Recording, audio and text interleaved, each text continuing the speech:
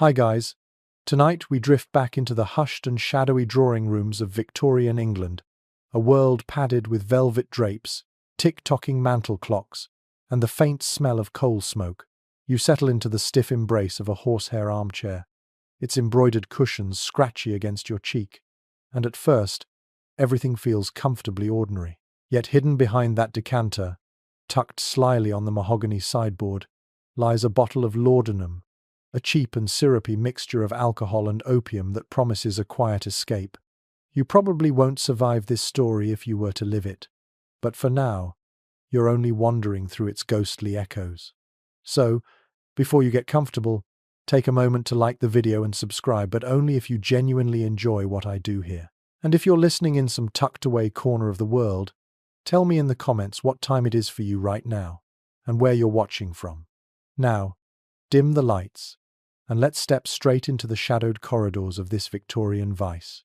You stand inside a London parlour around 1850, the air perfumed with lamp oil and the lingering smoke of a half-spent candle.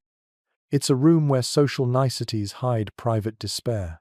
A clock ticks with officious regularity, while the bottle, dark glass with a paper label, gleams dully under lamplight. It is laudanum, the era's open secret, half medicine and half poison. At this time, Britain has woven opium into the fabric of empire and domestic life alike. It is poured into bottles and sold freely, no doctor's note required. A single penny buys enough to soothe a toothache, calm a restless child, or push back the gnawing edge of despair. What strikes you first is the normality of it. There is no furtive dealer in an alley, no shady handshake at the dockside. Instead, apothecaries sell it under polished glass counters, next to respectable tonics and digestive drops. A Victorian housewife, in her neatly tied bonnet, steps in without shame, purchases her dose, and slips it into her reticule, alongside sewing needles and peppermint lozenges. Laudanum is as common as tea, yet far more treacherous. You uncork the bottle in your imagination, and the sweetly acrid scent rises. Its flavor is syrupy, metallic, cloying on the tongue. It clings to your teeth and throat, burning slightly as it slides down. Within moments, warmth unfurls in your chest, a creeping relaxation that wraps around you like a heavy shawl. It is not joy, not exactly. More like the absence of sharpness, the edges of life blurred.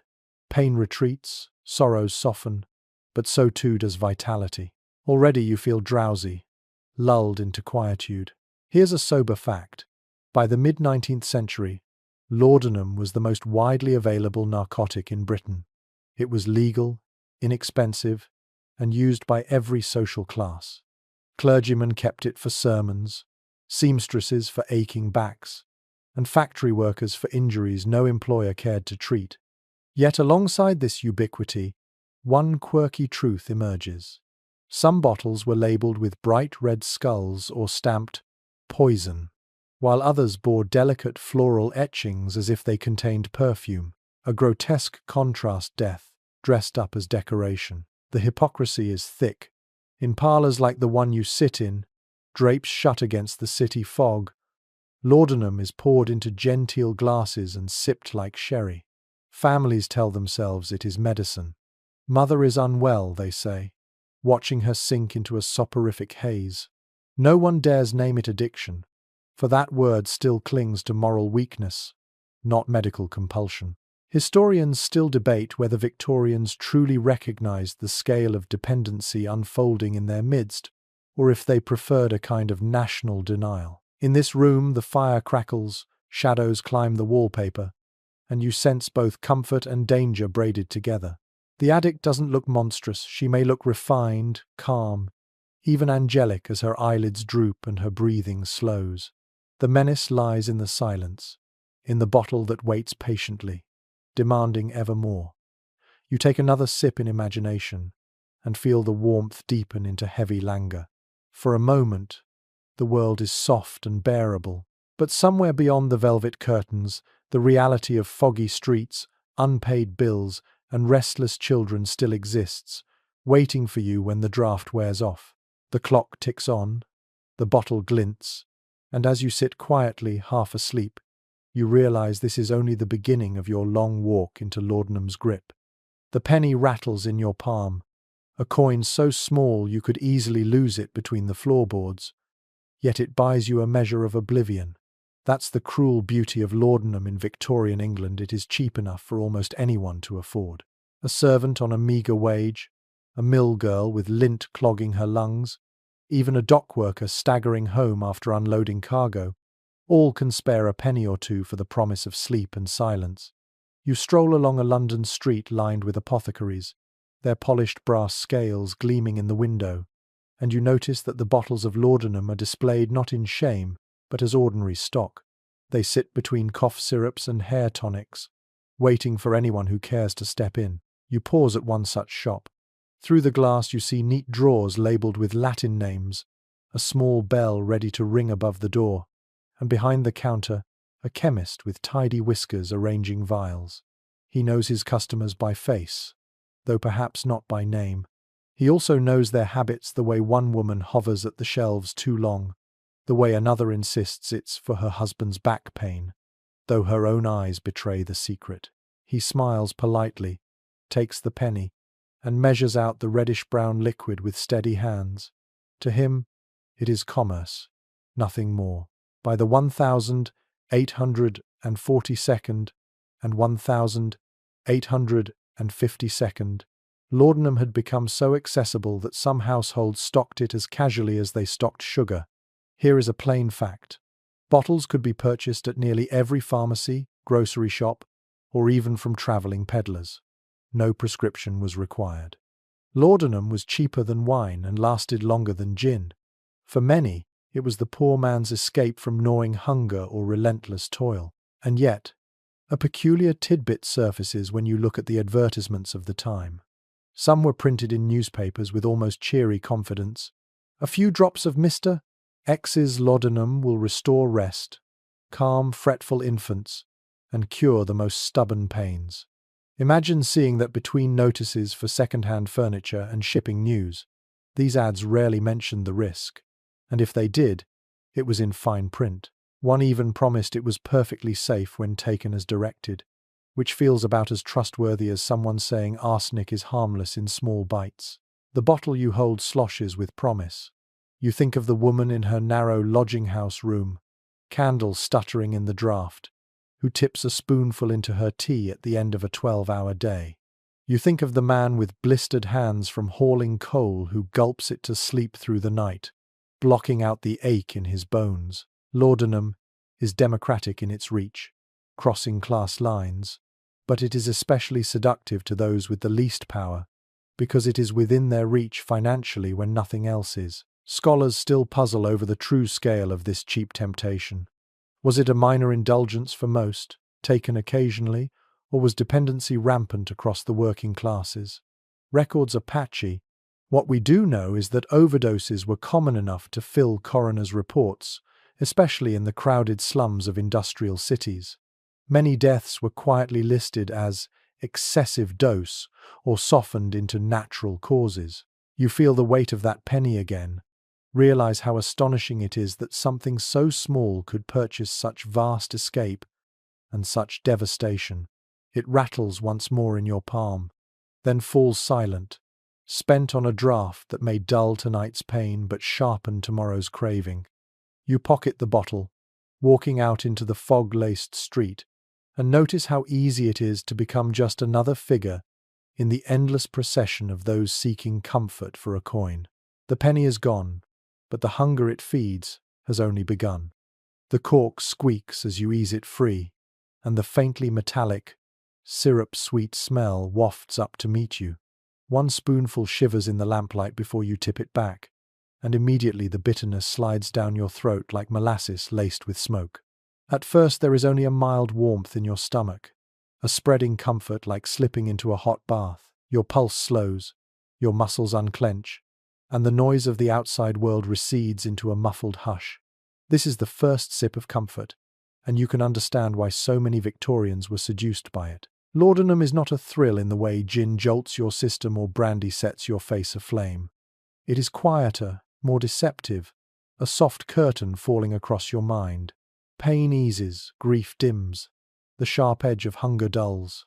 For a moment, you almost believe life is bearable. Ordinary worries, the landlord's knock, the child's cough, the endless hum of the loom fade behind the fog. You are lighter, though not freer, and the distinction is already dangerous.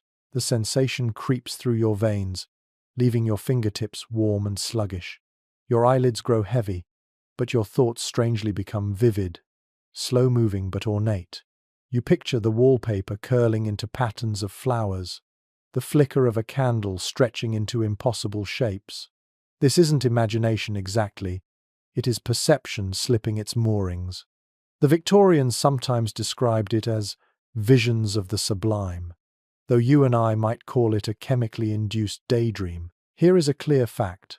Laudanum's main component was opium dissolved in alcohol, often in strong concentrations, some mixtures containing up to 10% opium by volume. That potency meant effects arrived quickly and lingered long, leaving users heavy-limbed and sedated. Doctors at the time recommended it liberally for sleeplessness, neuralgia, diarrhea, coughs, even melancholia, and for the first spoonful or two, it seemed miraculous. Yet a quirky detail often went unnoticed. Some apothecaries flavored their laudanum with spices like cinnamon or cloves, an attempt to mask the acrid bitterness. Imagine that opium dressed up like mulled wine, as if you were sipping a holiday cordial. Some even colored the liquid with caramel to give it a rich, amber glow. It was poison, disguised as warmth, but as you lean back in the horsehair chair, lulled by the wave of comfort, the truth shivers beneath the surface. Laudanum does not heal, it only hushes. The pain, the sorrow, the grinding misery, they wait in the shadows, patient and cruel, ready to return when the bottle runs dry. The relief is not freedom, only reprieve. You feel it even now, a faint restlessness underneath the calm, a whisper that you will need another sip soon. Scholars still question whether early users truly understood the risk. Did they think of it as medicine, safe when taken as directed, or did they quietly know they were courting dependency? Letters and diaries suggest both views, an unsettling duality. One person marveling at laudanum's miracle, another confessing to its grip like a chain. You swallow again, heavier now, and your breath deepens into a slow rhythm. Somewhere in the distance, a carriage rattles by, but it feels dreamlike, muffled, unimportant.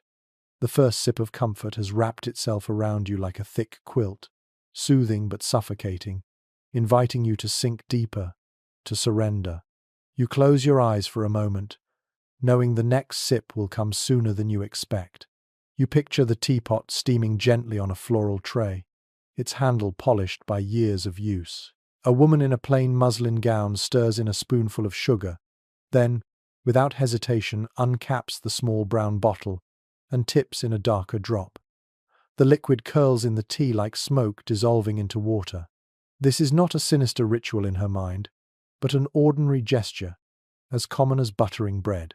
Housewives and hidden habits go hand in hand, for laudanum weaves itself into domestic life as seamlessly as sewing thread through cloth. She lifts the cup to her lips, takes a measured sip, and sighs. The grind of laundry, the ache of endless scrubbing, the shouting of children, the dull weight of a husband's disinterest all soften under the haze. You imagine yourself in her shoes, the damp air of the scullery clinging to your hair, the sting of lye on your raw fingers, and suddenly, that sip feels like salvation. With laudanum she can survive the day without bursting into tears or collapsing under fatigue.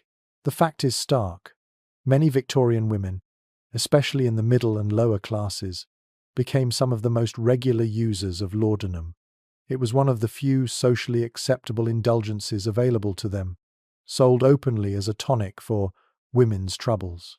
Cramps, headaches, sleeplessness, anxiety, all were seen as valid reasons for dosing oneself. And because laudanum came labelled as medicine rather than alcohol, women could consume it without inviting scandal. But here's the odd detail. Some etiquette books of the era warned women against too frequent resort to the cordial, not for health reasons, but because it was seen as unladylike to appear drowsy at the dinner table. Imagine that. The concern wasn't the addiction or the damage to the body, but the risk of nodding off in front of company. Respectability was everything, even in vice.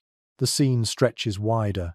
Across Britain, thousands of women tuck away bottles in sewing baskets or under mattresses, hidden from prying eyes. A visitor might never know. Unlike gin, which leaves its reek on the breath, laudanum smells faintly medicinal, almost respectable. A spoonful stirred into tea, or slipped into cordial, raises no suspicion. It is a secret ally for the exhausted and the overlooked. Still, one wonders, did husbands notice? Did neighbors whisper? Historians still argue whether women's widespread laudanum use was a public secret known by everyone but politely ignored, or if it truly passed undetected beneath the chatter of drawing rooms. Diaries suggest both possibilities. Some women confessed shame, writing of their bottles with guilty affection. Others wrote almost defiantly, insisting they needed the drops to endure their daily grind. You cradle the teacup in your imagination, taste the faint bitterness beneath the sugar, and feel the warmth spreading through your veins. The weight of domestic labor eases. For a moment, the house feels less like a cage, more like a place of quiet control. Yet you know how quickly that comfort will demand more. The teacup trembles in your hand as you take another sip, already wondering when you'll pour the next. The cradle rocks softly in the dim glow of a single candle. A baby whimpers, fists clenched tight, lungs pulling air into a cry that could last the night. But instead of lullabies, a spoonful of syrup is lifted to its lips. The infant's mouth closes around the sweetness, and within minutes the sound ebbs into silence. The chest rises and falls more slowly. Eyelids droop, and at last the room is still. This is not a tender scene of peaceful sleep, it is the hush of laudanum working through a tiny body. One plain fact startles you. Throughout the 19th century, it was common for parents and caretakers to give infants and children opiate-laced syrups such as Godfrey's cordial or Mrs. Winslow's soothing syrup.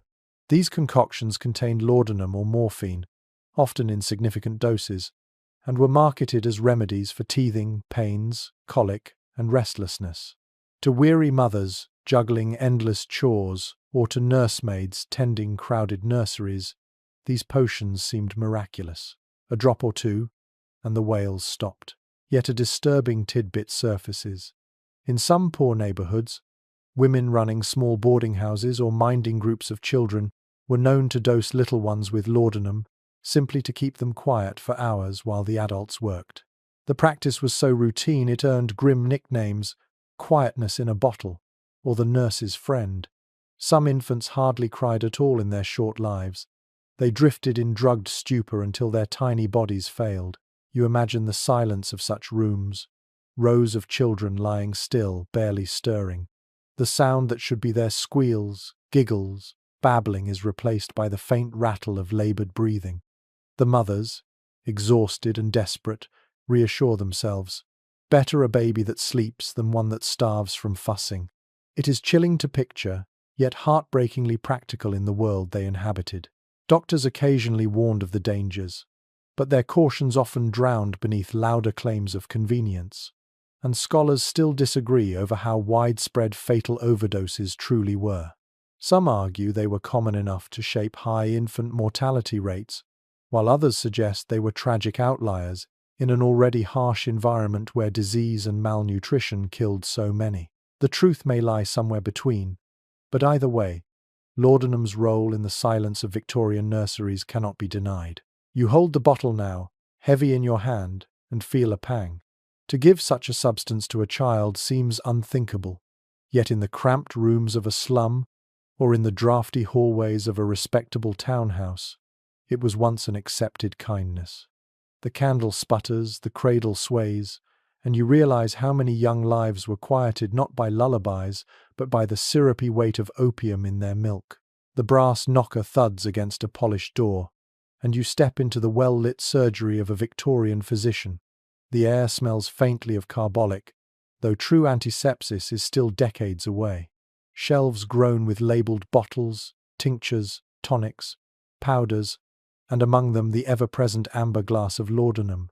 Doctors prescribing dreams, this is the order of the day. With solemn calm, the physician dips a glass pipette, measures the syrupy brown liquid, and instructs you to take 10 drops for sleep, 20 for pain. His handwriting on the prescription pad curls with certainty, as though this draught could cure anything, and in a way it could. Laudanum numbed headaches, eased cramping stomachs, soothed coughing fits, dulled neuralgia, even quelled diarrhea.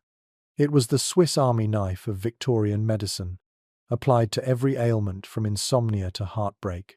Women suffering from nervous disposition were told to sip it nightly. Soldiers returned from colonial campaigns with wounds stitched up and laudanum to quiet the agony. The elderly dosed themselves against rheumatism, while widows turned to it when grief knotted their chests. Here lies the bald fact. Doctors of the 19th century had few reliable tools. No antibiotics, no modern painkillers, little understanding of viruses. Laudanum, with its blanket of relief, looked miraculous. That is why physicians recommended it without blinking. It became the prescription they reached for, the panacea they leaned on, the comfort they offered when they had nothing else. But in the margins of this tidy practice lurks an odd tidbit. Some physicians secretly relied on laudanum themselves. Diaries and letters reveal a sprinkling of medical men who dosed heavily after long days, both for their own ailments and perhaps for the despair of watching patients die despite their efforts. Imagine your doctor, starched collar immaculate, hand steady on the pen, his eyes just a little too glassy as he scrawls out another instruction for 10 drops as required. You notice how casually patients receive the advice. No warning of dependence, no whispered caution, just a nod, a coin exchanged, and the assurance that the pain will ease, and indeed it does. Yet the longer you linger in the surgery, the more you sense that relief is not cure. The cough may be quieter, but the lungs still rot with consumption. The grief may be softened, but the empty chair at the hearth is no less empty. The physician prescribes dreams, but reality waits outside the door. Medical journals of the era reveal a curious conflict. Some writers praised laudanum as essential, while others began murmuring concern about intemperate indulgence. Historians still debate whether the majority of doctors genuinely believed laudanum harmless, or if they simply chose to overlook its dangers because they lacked alternatives. Was it ignorance, or was it resignation? You clutch the little prescription slip, ink smudged at the edges, and glance once more at the bottle glimmering in its amber case. It is offered with authority, almost sanctity, yet behind the physician's steady voice you sense the shadow of doubt. You tuck the bottle into your coat pocket, stepping back onto the street, knowing you carry not a cure but a borrowed reprieve. The candle gutters in your room, smoke coiling toward the ceiling as you unfold a thin book of verse. Your eyes skim lines inked by a man who knew the bottle's glow all too well. Poets and writers, from the well-born to the desperate, often turned laudanum into a muse. They praised its visions, swore its fog brought them closer to the divine, and mistook stupor for inspiration. You lean back in your chair, your own bottle close at hand, and feel how easily words can be gilded by the haze. Thomas de Quincey's Confessions of an English Opium Eater is the prime example, a bestseller in the 1822nd, that painted opium with both dark shadows and dazzling light. He described soaring dreams, endless palaces, and conversations with phantoms, weaving intoxication into literature itself. His readers were captivated. A plain fact, De Quincey helped romanticize laudanum for an entire generation. Even when he admitted to suffering, many ignored the warning and chased the wonder instead. The quirky detail lies in how others imitated him. Painters spoke of opium-fueled visions. Poets lingered over metaphors sharpened in their stupor. One even claimed laudanum let him glimpse the edges of paradise, a claim as laughable as it is tragic when you imagine him hunched over blotchy pages, teeth-stained, body-wasting. The irony is cruel. For every stanza polished in that fog, dozens of lines devolved into rambling nonsense, lost in the syrup's grip. You set the book aside and glance at your own reflection in the darkened window pane. The eyes staring back look slightly glazed, the lines of your face blurred by lamplight. The writer within you whispers that this haze is genius, that the dull ache has melted into brilliance. But underneath, you know the truth. The words may flow tonight, yet they will be tangled and incoherent tomorrow. Scholars still question whether laudanum genuinely enhanced creativity or if its role in art was exaggerated by later myth. Some argue that the few polished works produced under its influence were accidents, rare sparks in a mire of confusion. Others maintain that laudanum shaped the Gothic imagination of the 19th century, its dreamscapes echoing in novels and poems alike. You turn another page, but the letters swim faintly. The rhythm of your heartbeat seems louder than the words, and the bottle calls again, promising a new stanza, a new vision. You drink, the pen scratches, and for a fleeting instant, the lines feel radiant. Yet even as the ink dries, the edges blur, and you cannot quite tell if what you've written is brilliance or babble wrapped in velvet fog. Your hand trembles slightly as you lift the spoon, though you try to hide it. The warmth that once felt like a blessing now lingers too long, settling into your limbs with a sluggish weight. The body begins to rebel, and you feel the betrayal in places you never thought about before. The stomach knots, bowels grow stubborn, skin pales to a waxen shade. What once dulled, every pain now creates new ones, and you can sense them blooming beneath your ribs like unwelcome guests. This is the unspoken cost of laudanum. A clear historical fact. Long-term use of opium tinctures almost always produced constipation, so severe it could twist the body into agony. Victorian medical texts noted it plainly, though most users endured it in silence. Behind the lace curtains and polite smiles, women clutched their stomachs. Men shifted uncomfortably in drawing rooms, all suffering the price of their nightly draught. And the quirks grew stranger. Some laudanum users developed trembling hands, so visible they carried gloves indoors to hide them. Others showed a pallor so distinct that neighbors whispered of the laudanum look, ashen skin, sunken eyes, lips that lost their color. You might pass such a person in the street and think them a ghost, drifting along on weakened legs. One story tells of a respectable lady who fainted at church, not from divine rapture, but from sheer physical depletion. The congregation, scandalized, murmured prayers, unaware the true culprit was her secret bottle. The betrayal grows sharper with time. Nights of sweat, an irregular heartbeat, sudden nausea, the body no longer welcomes the cordial. It craves and resents it in equal measure. Your own reflection in the looking glass now carries that faint shadow of unease, the lips slightly parched, the eyes rimmed with weariness. You tell yourself it's nothing, just a passing illness. Yet you know, deep down, that the cordial is both comfort and curse. Scholars still wrestle with the question of whether Victorian society fully understood the physical toll of long-term use. Some evidence suggests doctors recognized the side effects, but kept silent to avoid robbing patients of their only relief. Others argue ignorance prevailed, that most users believed their pale skin and trembling hands were simply signs of delicate health, not poison's embrace. You set the spoon down, stomach heavy, and clutch the arms of your chair. The fire crackles faintly, but you feel cold. The bottle glints in the corner, promising warmth, and you know you will return to it despite the rebellion inside your veins. Each sip soothes the mind even as it chisels at the body, one quiet swallow at a time.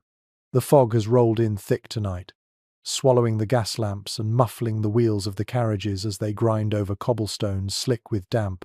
You step out into it, shawl pulled tight, bottle tucked in your pocket, and already the city feels less like a place of work and commerce and more like a shifting dreamscape. Nights of ghostly wandering, this is what laudanum offers after the first flush of comfort fades. Your legs move of their own accord, heavy and light all at once, carrying you down alleys you barely recognize, though you've walked them many times before. The air tastes of coal, smoke and rain. A street vendor's call drifts thinly through the mist, but the words blur until they sound like an incantation.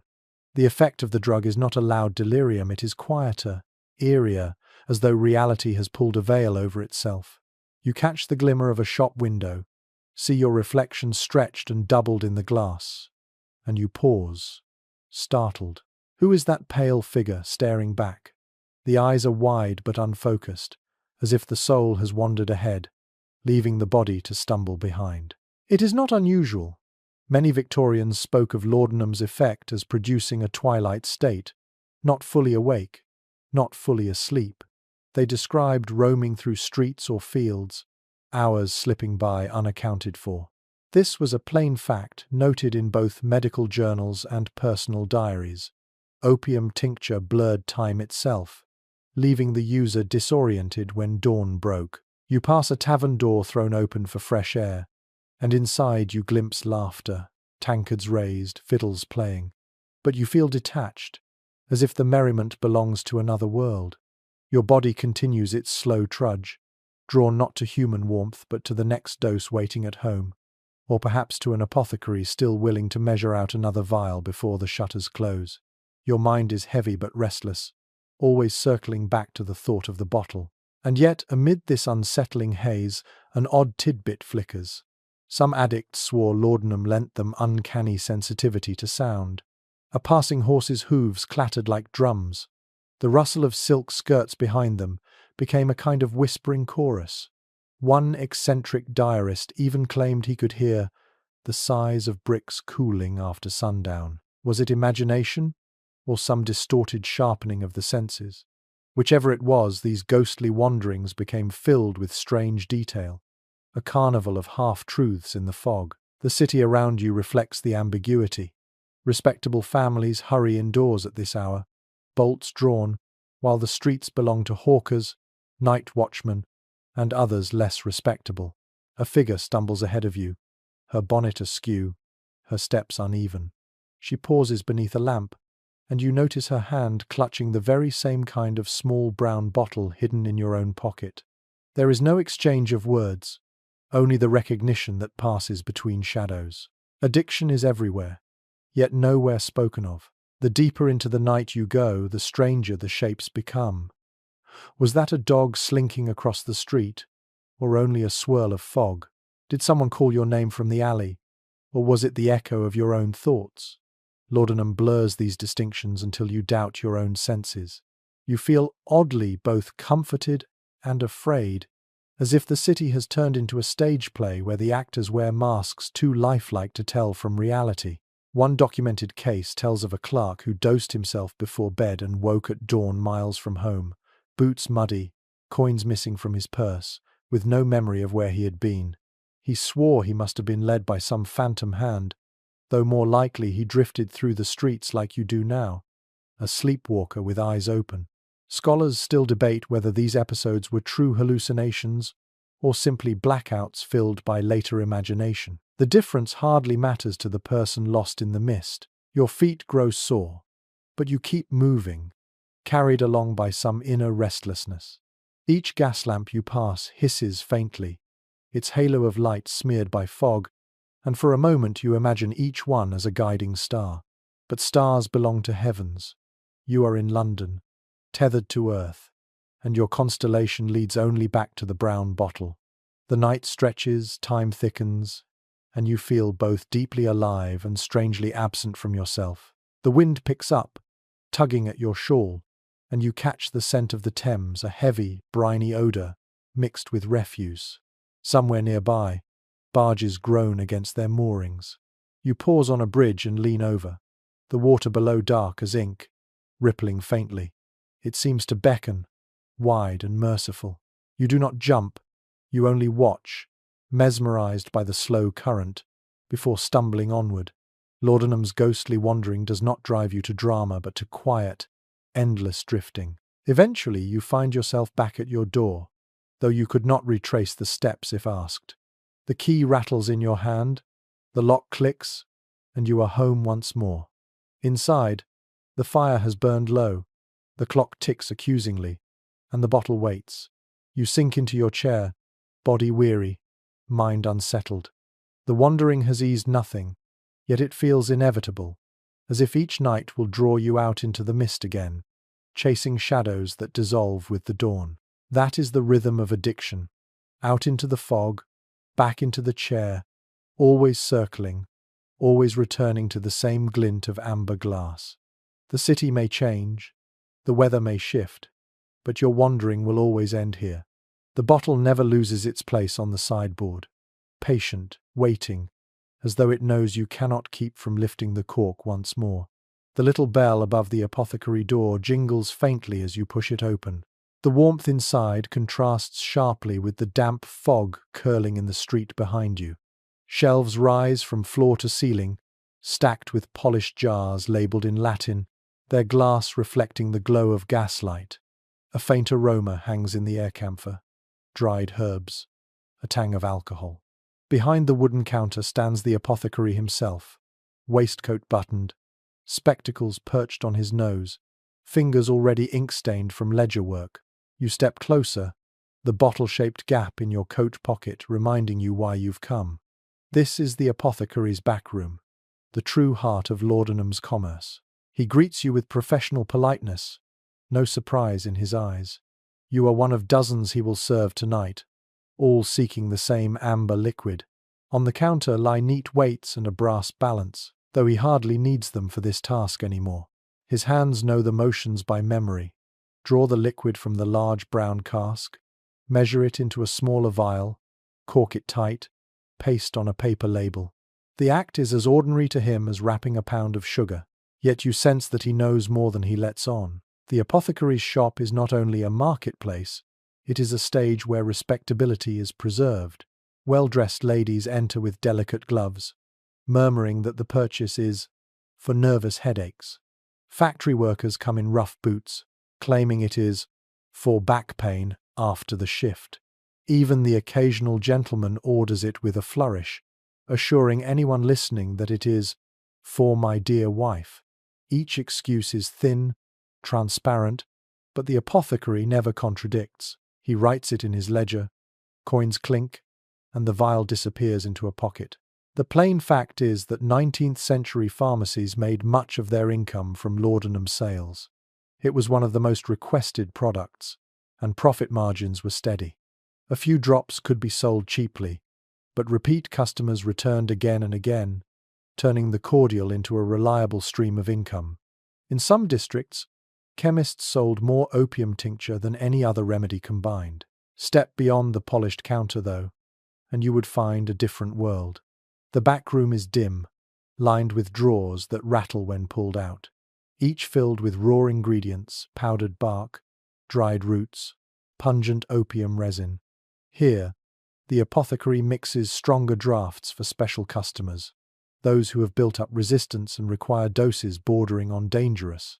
The light is dimmer here, the floorboards stained, and the smell sharper, more animal. You can imagine him bending over his workbench, pestle grinding, measuring out drops that may soothe or kill depending on the hand that administers them. A curious tidbit surfaces in these shadows. Some apothecaries marked their bottles with bright red warnings, while others disguised them in elegant cut glass, almost indistinguishable from sherry decanters. One even advertised his laudanum as pleasantly flavored for the sensitive palate, as though selling fine port rather than narcotic poison. Such disguises allowed users to sip openly in parlors without scandal, the bottle blending into the furniture of polite society. You watch as a woman enters quietly, her veil drawn low. She places her coin on the counter and asks in a voice barely louder than a whisper. The apothecary nods without question, slides the vial toward her, and she departs with a stiff posture that cannot hide her haste. Behind her comes a young man in threadbare coat, voice shaking as he pleads for credit until payday. The apothecary sighs but relents, writing the debt in his ledger. He knows the boy will be back whether or not he pays. Business depends on their return. And you, standing here, waiting, feel the weight of being just another entry in his tidy book. You tell yourself it is medicine, that you need it for sleepless nights or persistent coughs. Yet in your gut you know the ritual too well, the urgency too sharp. The apothecary knows it too, though he says nothing. He hands you the vial, fingers brushing yours briefly, and offers a mechanical blessing. May it give relief. Historians still debate the role of these apothecaries. Were they naive, believing they dispensed harmless medicine, or were they complicit, knowingly feeding an epidemic for the sake of profit? Evidence points both ways. Some truly believed in laudanum's healing powers, citing medical texts that praised its versatility. Others left behind records that suggest clear awareness of the harm, yet they weighed that knowledge against their balance sheets and kept pouring. You slip the vial into your pocket, feeling its weight against your chest as you leave the warm shop. The door shuts behind you, the bell tinkling faintly. Out in the fog, the backroom world of the apothecary fades into the larger haze of the city. But the bottle remains close, ready to be uncorked again as soon as the walls of your room close in, as soon as the restless shadows crowd your mind. Tonight you tell yourself it is the last visit, yet you know, with a chill of certainty, that the backroom door will open for you again and again. The apothecary will not refuse, his shelves will not empty, and the ledger will always have space for one more name. The drawing room glows with the amber light of oil lamps, a fire snapping quietly in the grate. On a velvet chaise, a lady reclines in lace gloves, her hair arranged in careful curls, a silver vinaigrette dangling from a ribbon at her wrist.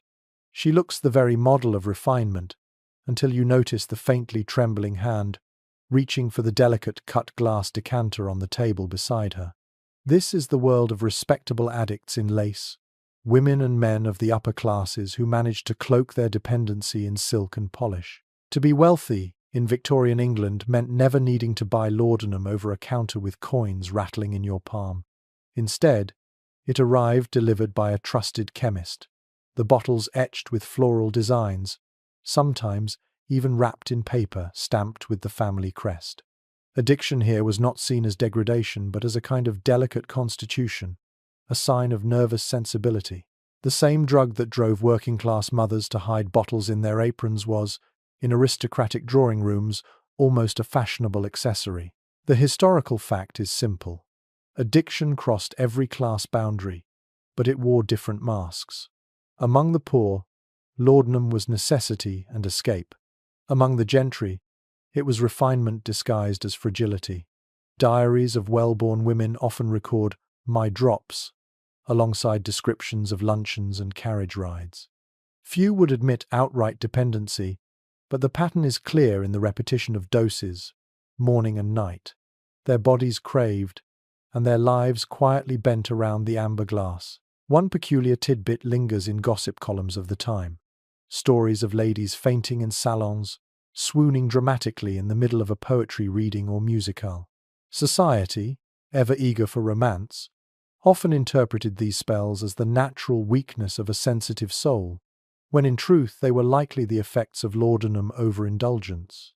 Fainting couches, so common in the era, may have been less about corsets than about quietly drugged bodies collapsing under the weight of narcotics. And what of the gentlemen? They too masked their habits under layers of polish.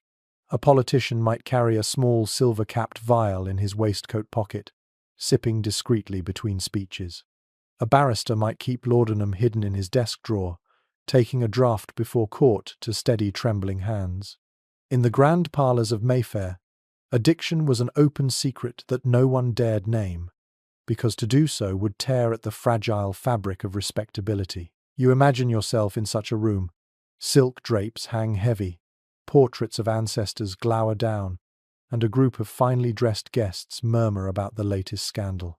A footman passes, offering sherry on a tray, but you decline, fingers brushing instead the cool glass of the vial in your pocket. A sip here, a drop there, and your composure remains intact.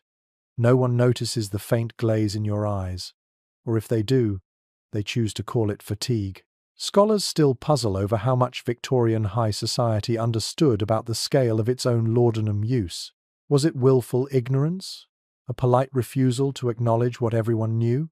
Or did they genuinely believe it harmless, convinced that respectability itself offered immunity from degradation? Letters suggest both.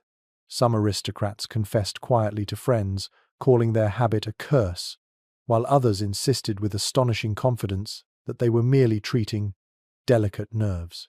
You notice the pattern, though. Whether in a squalid lodging house or a glittering ballroom, the bottle follows. The difference lies only in the trappings, the lace glove versus the calloused hand, the silver vial versus the paper-labeled jar. Respectability is a costume, and laudanum fits neatly beneath it. Picture now the lady reclining on her chaise. Her laughter is soft, her cheeks faintly flushed, and to her companions she seems calm, even charming. But you see the truth beneath. Her fingers twitch, her eyelids flutter heavily, her body slowly sinking into the cushions as if the fabric is swallowing her whole. Tomorrow, she will repeat the ritual. The day after, the same. And no one will speak the word addiction. They will say only that she is delicate, that she needs her rest, that she is unwell in the genteel way of women too refined for the world's rough edges. The fire snaps again in the grate, shadows dancing across gilt frames. The guests murmur, the lady sighs, and the bottle gleams in the lamplight. Respectability holds, the mask remains fixed, and the lace glove conceals the trembling hand. You sit quietly in the corner, knowing that beneath every layer of silk and polish, the same hunger coils tight, waiting for its next release. The factory bell clangs, shrill and merciless, spilling workers into the smoky streets of Manchester. You trudge among them, boots slick with soot, ears still ringing from the hammering din of the mill. The day has been endless hours bent over machinery, lungs rasping with cotton dust, muscles screaming from repetitive strain. You are bone-tired, yet you know the night offers little relief. There will be no doctor, no pension, no soft bed of comfort. But there is the poor man's consolation, the small brown bottle sold at the corner shop, cheap enough to blunt the misery for a few hours. This is where laudanum's democratic reach is most visible. It was not just the gentry or the delicate who dosed themselves, it was dock workers, coal miners, seamstresses, washerwomen, men and women whose lives were ground down by relentless labor. For a penny or two, they could purchase enough to silence their aches, to forget their hunger, to collapse into a sleep deeper than exhaustion itself could offer. Laudanum became not only a medicine but a nightly ritual of survival. The plain fact, by the mid-19th century, opium tinctures were as common in working-class districts as gin shops. In many industrial towns, chemists recorded staggering sales, with entire neighborhoods relying on their bottles to get through the week. In some areas, opium was even mixed into cheap beer sold in taverns, a practice both profitable and quietly devastating. And here is a tidbit you might not expect. Some employers allegedly encouraged workers to use laudanum. A dose before the shift could dull hunger and quiet pain, keeping men and women at their machines longer, less likely to faint or complain. The moral horror of it is hard to overstate, profit wrung from bodies numbed by narcotics. The line between labor and exploitation blurred by a few drops of brown liquid. You picture a mill girl now, barely 16, hands rough with calluses, hair powdered white with cotton lint. Her back aches, her head throbs, and in her tin cup she pours a spoonful of laudanum into weak tea. The bitterness curls her tongue, but within minutes her shoulders slacken, her mind drifts. She will wake again before dawn, eyes burning, but tonight at least the bottle has granted her a thin, merciful reprieve. The working man in his tenement room follows a similar ritual. He sits at the edge of his straw mattress, boots unbuckled, wife already asleep beside the hearth, children curled on the floor. From his coat pocket comes the vial, tipped quickly to his lips. The relief is immediate, a warmth that eases the knot in his chest, a numbness that seeps into his aching joints. For him, gin is too expensive, beer too weak. Laudanum is the affordable consolation, the poor man's prayer against despair. Yet beneath this solace lies a growing darkness. Dependency spreads quickly, and by the time the worker realizes it, he is caught in a cycle. Fatigue, dulled by laudanum. Laudanum worsening fatigue. Hunger forgotten but health undermined. The bottle becomes as essential as food, sometimes purchased instead of bread. Entire families slip deeper into poverty, not because of work scarcity, but because their coins vanish into apothecary tills. Historians still wrestle with the question, did laudanum fuel the productivity of industrial Britain, or did it quietly sap the strength of its labouring classes? Was it a tool of control, pacifying the desperate, or merely a tragic accident of easy access? The evidence tilts both ways. Certainly, addiction and overdose were rampant in the poorest districts. Yet some argue that without laudanum, many workers could not have endured the brutal pace at all. The drug sustained the system even as it destroyed individuals. You walk further into the warren of backstreets, past laundry lines dripping in the drizzle, past taverns belching out laughter that sounds brittle, forced. Through one open window, you see a mother cradling her baby, spooning cordial into its mouth so she can finish mending clothes by candlelight.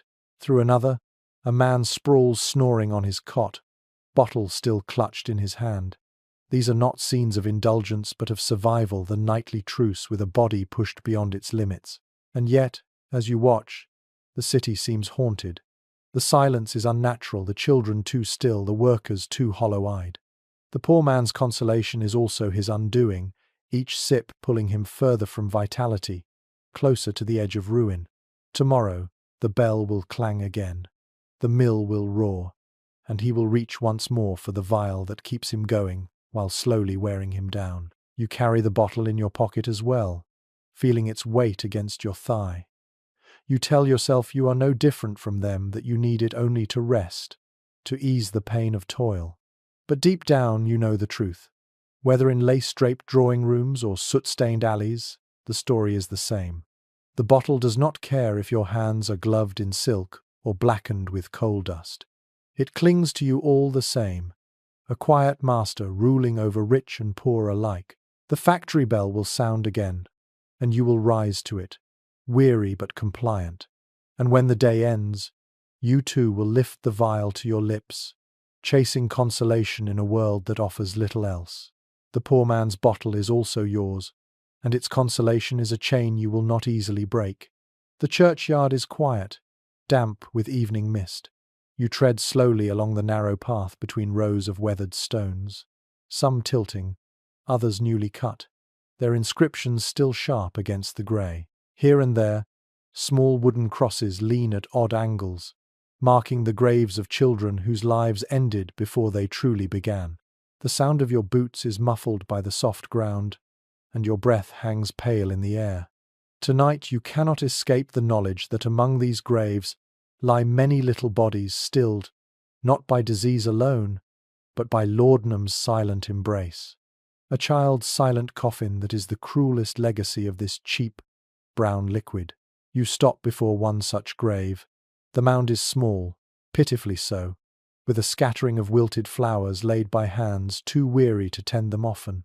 The name is carved simply, Mary Ann, aged 2 years. No cause of death is given. None ever is. But you know, from countless coroners' reports of the time, how often the verdict read, overdose, or softened into the euphemism, died in her sleep. Godfrey's cordial, Winslow's soothing syrup, plain laudanum spooned into tiny mouths. These were common enough to make infant death feel less like tragedy than routine.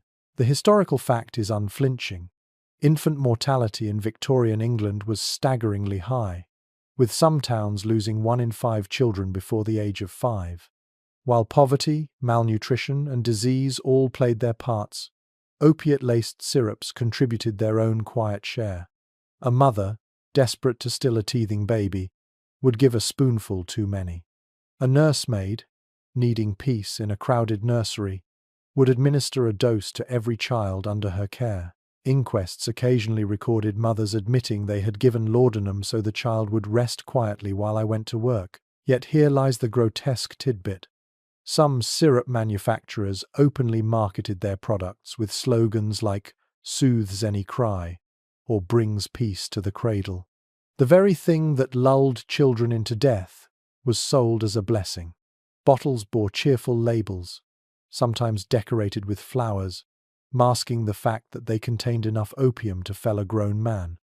Advertisements ran in newspapers beside notices for theatre shows and sewing patterns, presenting poison as domestic necessity. Imagine the scene in a narrow lodging house. A mother, exhausted after scrubbing laundry all day, returns to a baby who will not settle. The room is cold, the candles nearly gone, the rent unpaid. She measures out a spoonful of cordial, pours it past the baby's lips, and at last the crying stops. She sinks into her chair, eyes closing in relief, never realizing she has tipped her child too close to the edge. Hours later, she wakes to silence. That is no longer comforting. The city's coroners knew this silence well. Their ledgers record the same phrases, over and over. Found dead in cradle. Overdose of laudanum. Excessive cordial given. And yet society rarely condemned the parents. How could it? They were victims of ignorance and desperation, caught in a system that offered laudanum as the only affordable medicine. Some doctors scolded, others shrugged, but the bottles remained on every shelf. Scholars still argue whether parents fully understood the risk, or if they trusted too blindly in the word cordial. Was it careless neglect, or tragic innocence? Some historians point to letters showing mothers aware that too much will still them forever, while others emphasize how aggressively manufacturers minimize the danger. The debate cannot resurrect the children, but it lingers as a reminder of the moral fog that cloaked Victorian medicine. You linger by the grave of Mary Ann. The air smells of damp earth and moss, the kind of smell that clings to wool coats and won't wash out. Around you, the churchyard grows darker, the outlines of crosses fading into mist. You picture rows of small coffins lowered into the ground, each one a silent testimony to society's indifference. These children did not die with scandal or spectacle. They slipped away quietly, as though their short lives were barely acknowledged at all. Yet in some households, the practice continued generation after generation. Families spoke of the cordial as a trusted remedy, passing bottles down as casually as recipes. The lullabies of the poor became not songs but spoons tipped with syrup, their verses ending in silence. Even respectable households where nurseries were tended by nannies and rocking chairs gleamed with polish were not immune. The servants sometimes dosed restless babies so the lady of the house could host guests uninterrupted. In the end, class mattered little, the cordial's promise reached everyone. You press your palm against the cold stone, tracing the letters carved for Mary Ann, and wonder how many more names never made it to stone at all. Countless infants were buried without markers, their stories untold, their causes of death blurred in parish records. Their absence lingers in the city's silence, in the gap between laughter and wailing, in the hush that falls when too much syrup is given. The mist thickens, wrapping the churchyard in soft obscurity. You step back from the grave, but the image clings to you, the cradle stilled, the mother's gasp when she realizes what she has done, the quiet funeral with only a handful of mourners. This is laudanum's darkest legacy, the one that cannot be romanticized in poetry or excused by medical ignorance. For every poet who claimed visions of paradise, 100 children slipped into the silence of the grave, soothed too deeply by the cordial meant to comfort them. And as you walk away, the fog closes around you, carrying the weight of that silence. The bottle in your pocket feels heavier now, not with liquid, but with memory.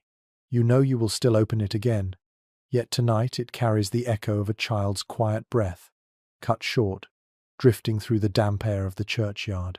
The workhouse looms like a fortress at the edge of town, its brick walls damp with rain, windows barred, doors bolted against the outside world. You step through the heavy entrance and are swallowed by a dim corridor that smells of boiled cabbage, coal smoke, and human despair. This is the place where the poorest of the poor end up, when hunger grows sharper than pride, and the streets offer no more shelter. In here, whispers of laudanum weave through the echo of shuffling feet. For some inmates, the draught is both torment and balm, a momentary mercy that makes the endless monotony bearable, even as it steals their strength. The reality of workhouses in Victorian England is harsh. They were designed not to comfort but to deter, offering food and shelter at the cost of dignity and freedom. Families were split at the door. Husbands separated from wives, children divided from parents. Men were set to crushing labor, breaking stones or picking oakum until their fingers bled. Women scrubbed laundry until their backs bent permanently. Silence was demanded, rules enforced with severity. To survive in such conditions required endurance that few possessed, and laudanum became a whispered ally. Here's a clear historical fact. Records show that workhouse infirmaries dispensed laudanum freely, just as they did outside their walls. It was given for coughs, aches, insomnia, melancholy ailments common to the inmates of such grim institutions. For the administrators, it was a cheap solution.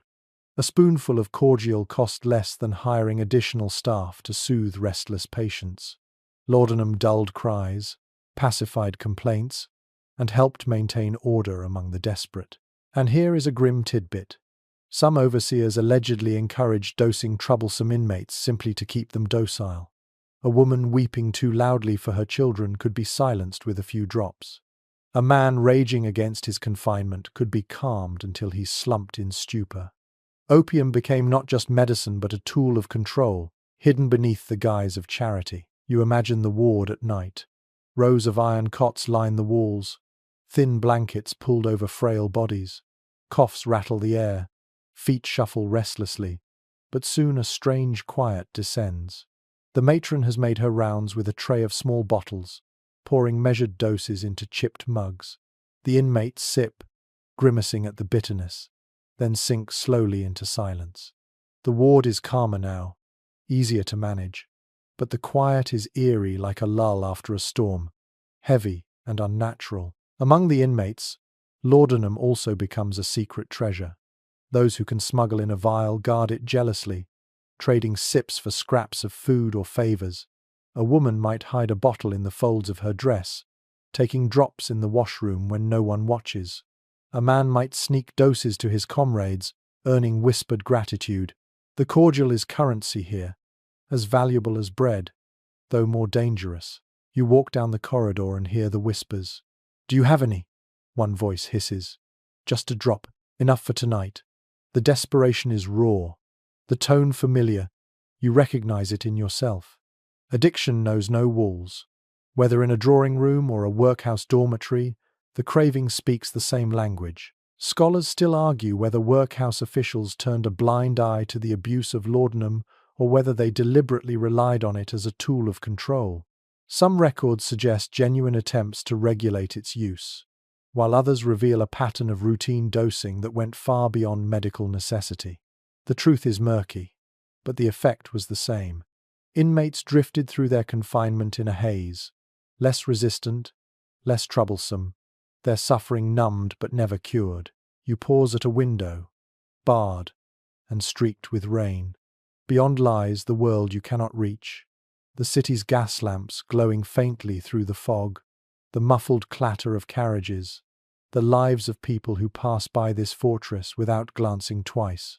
Inside, you feel the claustrophobia of the workhouse pressing in. The walls are thick, the air damp, and the only escape comes in a spoonful of syrup. A man on the cot nearest you stirs, his eyes glassy, his lips dry. He mutters something, perhaps a prayer, perhaps nonsense, and turns his face to the wall. The matron notes his rest, satisfied, and moves on. He will wake again tomorrow to the same stone yard, the same porridge, the same endless rules. And likely, he will seek the bottle again to endure it. You realize with a jolt that this place mirrors your own struggle. The workhouse may lock its doors, but you too are confined, bound not by bars, but by the amber liquid in your pocket. The inmates here are not weaker than you. They are only poorer. The same bottle that hides in aristocrats' lace gloves rests here on rough wooden shelves. The disguise changes, but the chain remains the same. As the lamps dim for the night, you listen to the unnatural hush settling over the ward. The coughing has ceased, the muttering faded, and for a moment the silence feels almost peaceful. But you know better. It is not peace, only stupor. Tomorrow the cycle will begin again, in the workhouse and in your own life. each spoonful pushing you deeper into the same fog. You turn away from the barred window, footsteps echoing down the corridor, the whispers of laudanum trailing after you like ghosts. The workhouse fades behind you, but the weight of its silence clings, reminding you that escape is never truly escape when the bottle waits at your side. The Sunday bells toll across the city, echoing through foggy streets and stirring parishioners from their homes. You follow the crowd to the stone church at the corner, its Gothic spire cutting against the grey sky. Inside, the air smells of damp wood and candle wax, mingled with the faint perfume of starch and soap from freshly laundered clothes. Families shuffle into pews, bonnets and top hats bobbing, children fidgeting. The minister clears his throat at the pulpit, eyes blazing with fervour. His sermon thunders against vice, sin, and moral weakness. But as you listen, you know the irony too well. While preachers cry against sin, laudanum bottles rest quietly in the pockets of their own congregants, and sometimes even in the cupboards of their homes. The pulpit's warning cry was a common refrain in Victorian England. Clergymen railed against gin palaces and gambling dens, against Sabbath breaking and idleness, and sometimes they spoke with equal fire against the misuse of opium. To them, laudanum was a temptation from the devil himself, a false comfort leading souls astray. Their rhetoric was grand, their warnings stern. Avoid the draught that drags you down to perdition. They painted lurid images of addicts wasting away, families ruined, souls lost in eternal torment. Yet here's a plain fact. Church attendance in the 19th century was high, and among those filling the pews were countless laudanum users. Respectable matrons sipping cordial for nerves, factory workers dosing themselves to quiet pain before walking in, even children dosed by their parents before the service so they would sit still. Addiction was not confined to the streets. It sat silently in the pews, listening to condemnation with glazed eyes. And then there is the peculiar tidbit. Ministers' wives, often confined to domestic roles and subject to relentless social pressure, were among the discreet consumers of laudanum. Diaries reveal women of the cloth recording their reliance on my drops to endure exhaustion, headaches, and depression. Imagine the preacher railing against narcotics while his own spouse tips a teaspoon into her tea each evening, her secret habit hidden beneath layers of propriety. The contradiction was almost comical, if it weren't so tragic. You sit in the pew and feel the words of the sermon wash over you. The preacher raises his hands dramatically, voice booming, declaring that reliance on opium is weakness of the flesh, a sin of indulgence. Yet you notice the glances exchanged in the crowd. Eyes lowered, faces stiff. Some are guilty, others are defensive. A few, no doubt, are simply calculating when they can next visit the chemist without drawing notice. Historians still disagree over how seriously Victorian congregations took these warnings. Did the sermons genuinely deter use, or did they merely add a layer of guilt to habits already entrenched? Some argue that fiery rhetoric helped inspire the earliest calls for regulation. Others believe the Church's stance was largely ignored, drowned out by the reality that laudanum was too cheap, too accessible, and too embedded in daily life to vanish at the sound of a sermon. You imagine the congregation filing out after the service. Some go home to roast dinners and family chatter, others to cold lodgings and thin gruel. But among them, a quiet ritual repeats. A bottle uncorked, a spoon lifted, a sigh of relief. Whatever the preacher thundered fades quickly against the familiar comfort of the cordial. Morality is no match for dependency. The contradiction deepens as you reflect. Religion preached self-control, moderation, and virtue, but society offered little in the way of actual relief for suffering.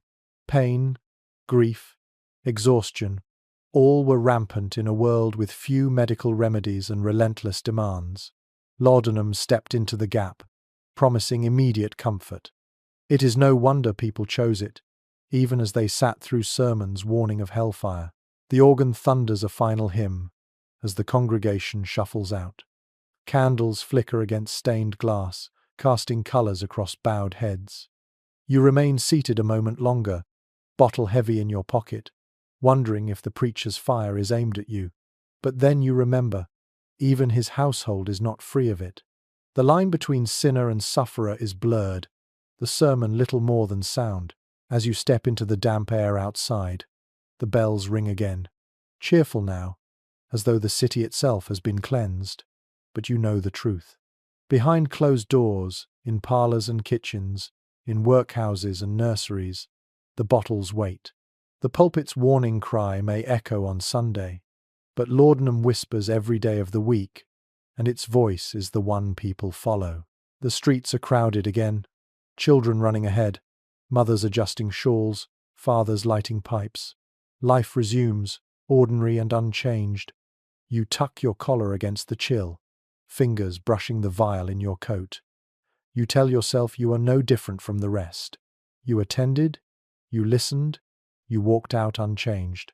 The sermon fades as quickly as smoke in the fog, leaving only the constant, comforting weight of laudanum at your side. The parlour is lit by soft lamplight, and a semicircle of ladies gathers on plush chairs, fanning themselves lightly as they chatter. Silk gowns rustle, laughter flutters, and on a side table lies a fainting couch, upholstered in pale damask, waiting like a stage prop. It is here that fashionable fainting fits are performed half ailment, half performance, often aided by a few secret drops of laudanum. In this gilded corner of Victorian society, frailty becomes a kind of currency, and narcotics quietly support the illusion. You lean against the wall and watch as one woman presses her hand to her brow dramatically, her gloved wrist trembling just enough to be noticed. She sighs, murmurs something about "my nerves," and collapses gracefully into the couch. Her companions fuss over her, murmuring sympathy, offering vinaigrettes, while servants hurry for cool water. Everyone clucks about her delicacy, her fragile health, her artistic temperament. But you notice her eyes fluttering not in pain but in languid stupor, the glassy glaze of someone who has taken her drops before the performance began. The plain fact is this: fainting was a genuine occurrence in the 19th century, caused by tight corsets, poor ventilation, or genuine illness. Yet it was also exaggerated, even cultivated, as a symbol of feminine refinement. And laudanum, with its ability to produce drowsiness, weakness, and a dreamy air, provided a convenient tool for those who wished to embody fragility on cue. A few drops before a social call could ensure a suitably pale complexion and trembling hand. In a society that prized delicate femininity, laudanum became a backstage accomplice. One quirky tidbit appears in etiquette manuals and gossip sheets. Fainting couches themselves were marketed almost like furniture for drama, a necessary piece in every fashionable parlour. These couches became symbols of wealth and refinement, yet also served as practical stages for women slipping into narcotic stupor. Some even joked that the couches were opium cushions in all but name, for how often they bore the weight of women more drugged than delicate. Imagine the scene in one of London's fashionable salons. A poet reads aloud, his voice trembling with passion. The ladies sigh, their fans fluttering. One, perhaps too taken by the verse, or by the laudanum humming in her veins, swoons gently into the arms of a friend. The men glance over, half concerned, half admiring. In that moment, her fragility elevates her status. She becomes the very image of romantic sensibility, her weakness framed as beauty rather than decline. And no one whispers addiction. They whisper only, poor dear. The contradiction is sharp. For working-class women, laudanum meant escape from drudgery, secrecy, and shame. For the wealthy, it could be paraded, disguised as fashionable delicacy, almost admired. The same drug, the same dependency, dressed differently depending on the cut of your gown and the richness of your parlour. Historians still dispute how conscious these performances were. Did women knowingly use laudanum to create fainting fits? Or did the social script simply encourage them to mask their dependency as delicate health?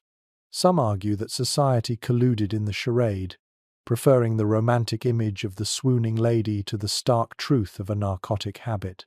Others believe many genuinely saw their weakness as illness, not realizing the cordial was the culprit. The debate remains unsettled, like so many contradictions of the age. You sit quietly as another guest leans forward, dabbing her temples, whispering that she feels faint. She too is led to the couch, the scene repeating like theatre. Servants fetch smelling salts. A gentleman fans her lightly, and the murmur of sympathy rises.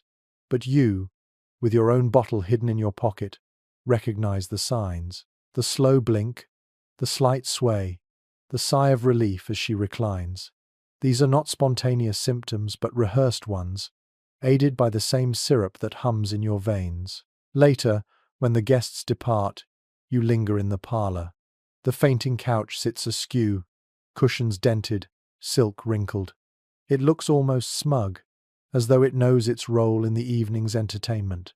You run your hand over the damask fabric, cool beneath your fingers, and think of all the women who have performed weakness upon it, their dignity maintained not by strength, but by fragility, and by the brown liquid hidden in their reticules.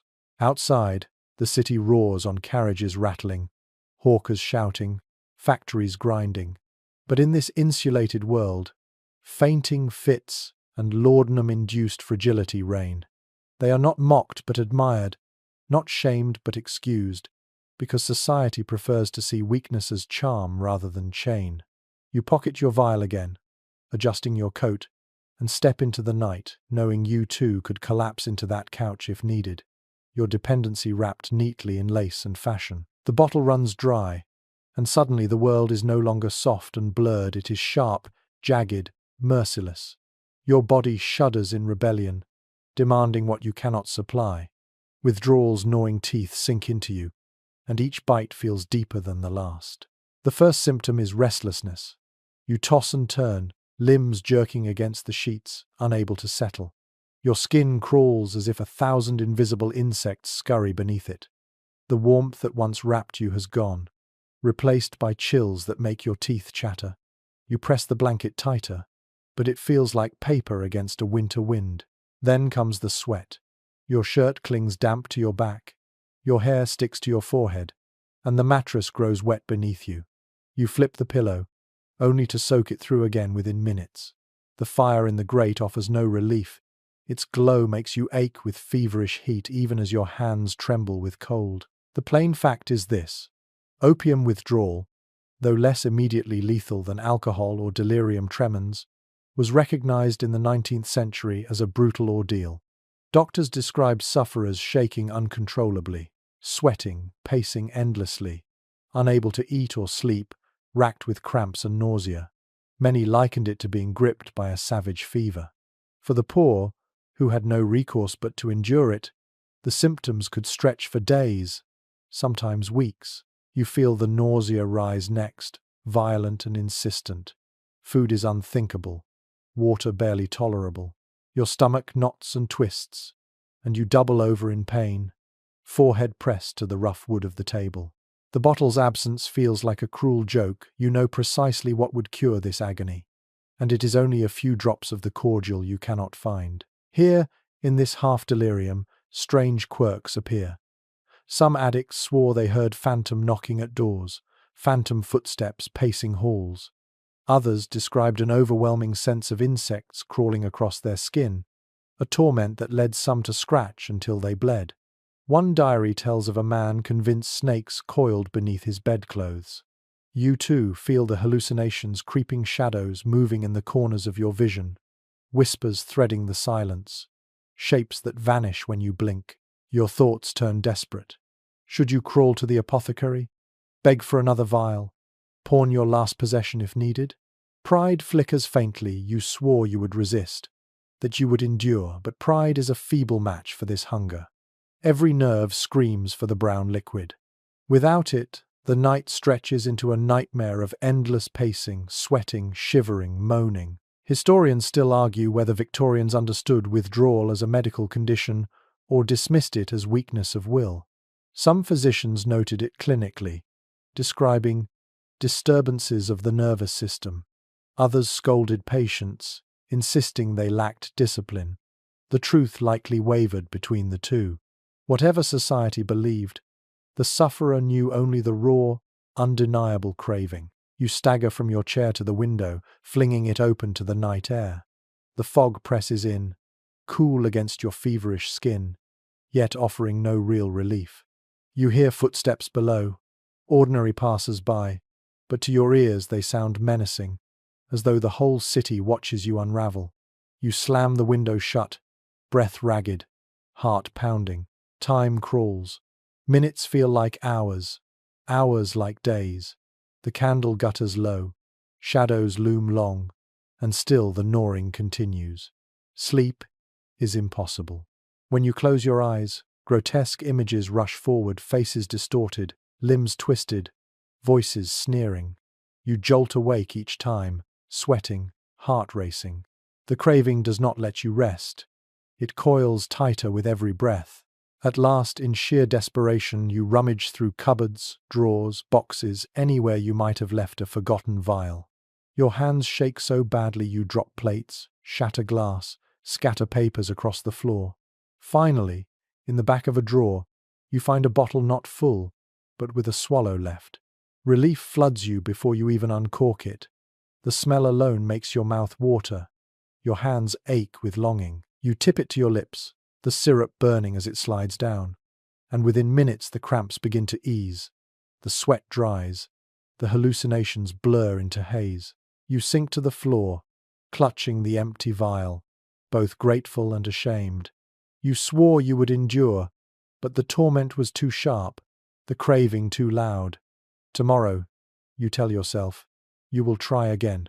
But tonight you know the truth. Withdrawal's gnawing teeth have you firmly in their jaws, and each attempt to pull free only sinks them deeper. The room grows quiet once more.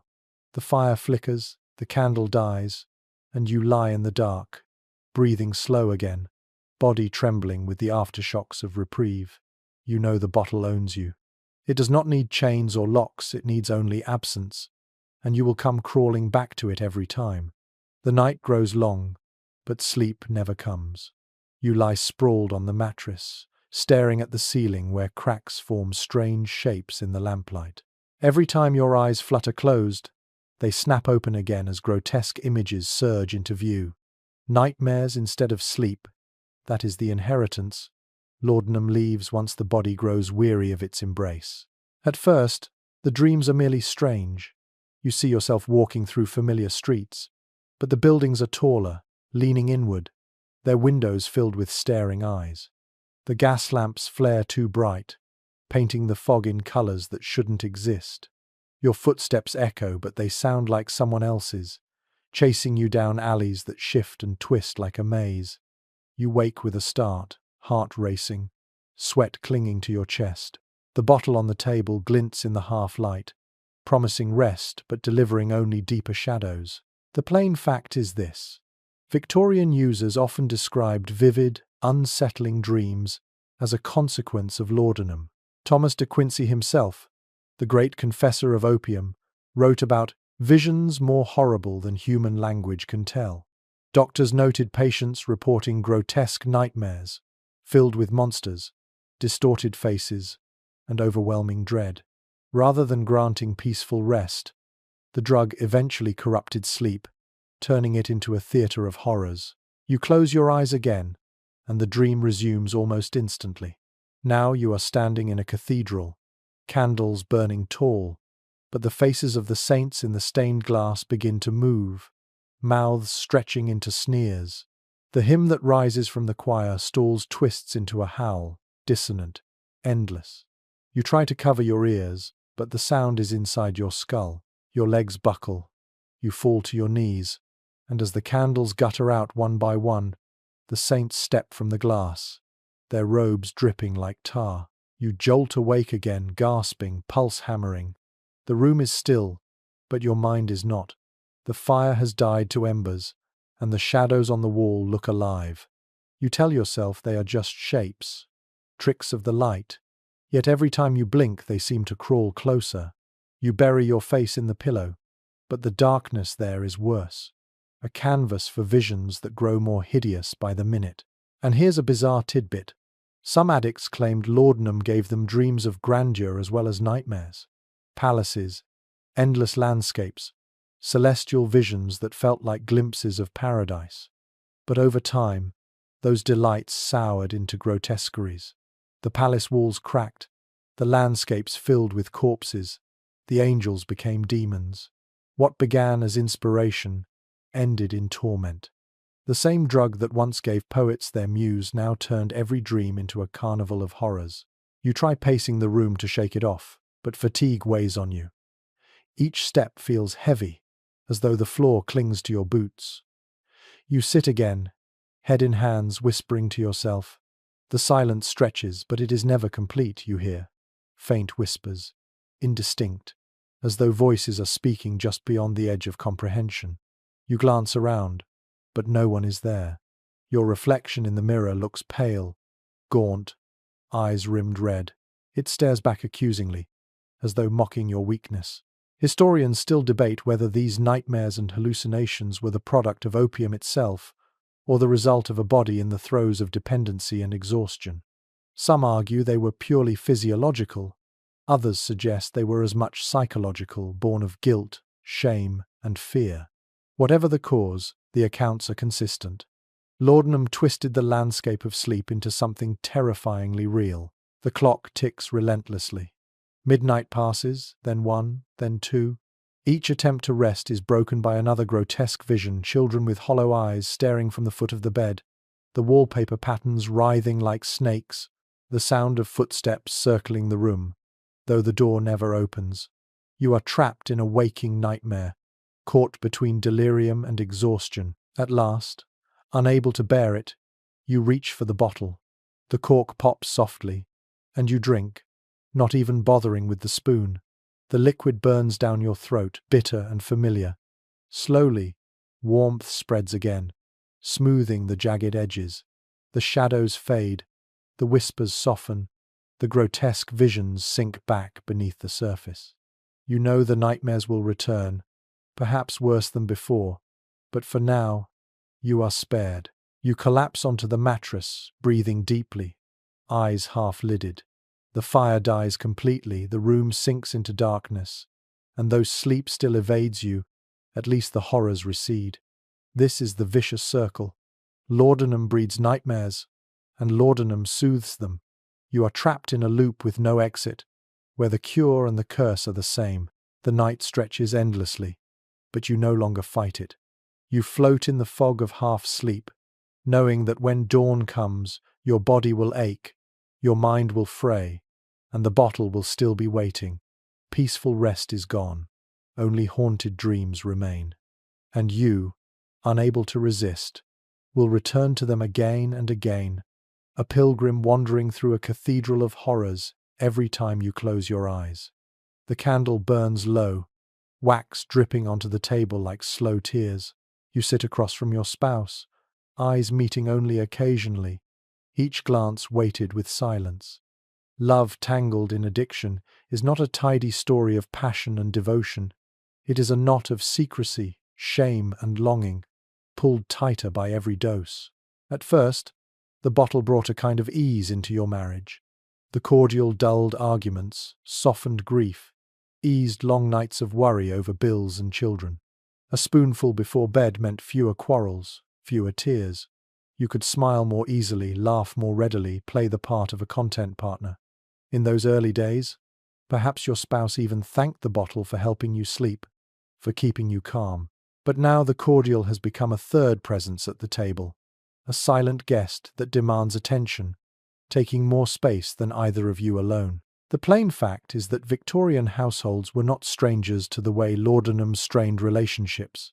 Letters, diaries, and court records all reveal spouses describing secret bottles hidden in cupboards, arguments over money spent on medicine, nights disrupted by stupor or restlessness. Addiction did not care for vows or rings. It crept quietly into marriages, corroding trust drop by drop. Your partner knows something is wrong. They may not say it aloud, but you see it in the stiff way they set down a teacup, the too long pause before answering, the way their eyes flick toward your coat pocket when you shift in your seat. You tell yourself you're discreet, but you are not. The tremors in your hands, the pallor of your face, the glassy stare that lingers too long on nothing all betray you. Here lies a curious tidbit.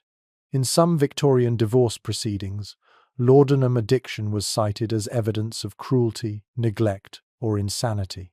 Husbands accused wives of wasting household money. Wives accused husbands of violent moods under its influence. In one case, a woman was described as indifferent to her children, preferring her drops to their care.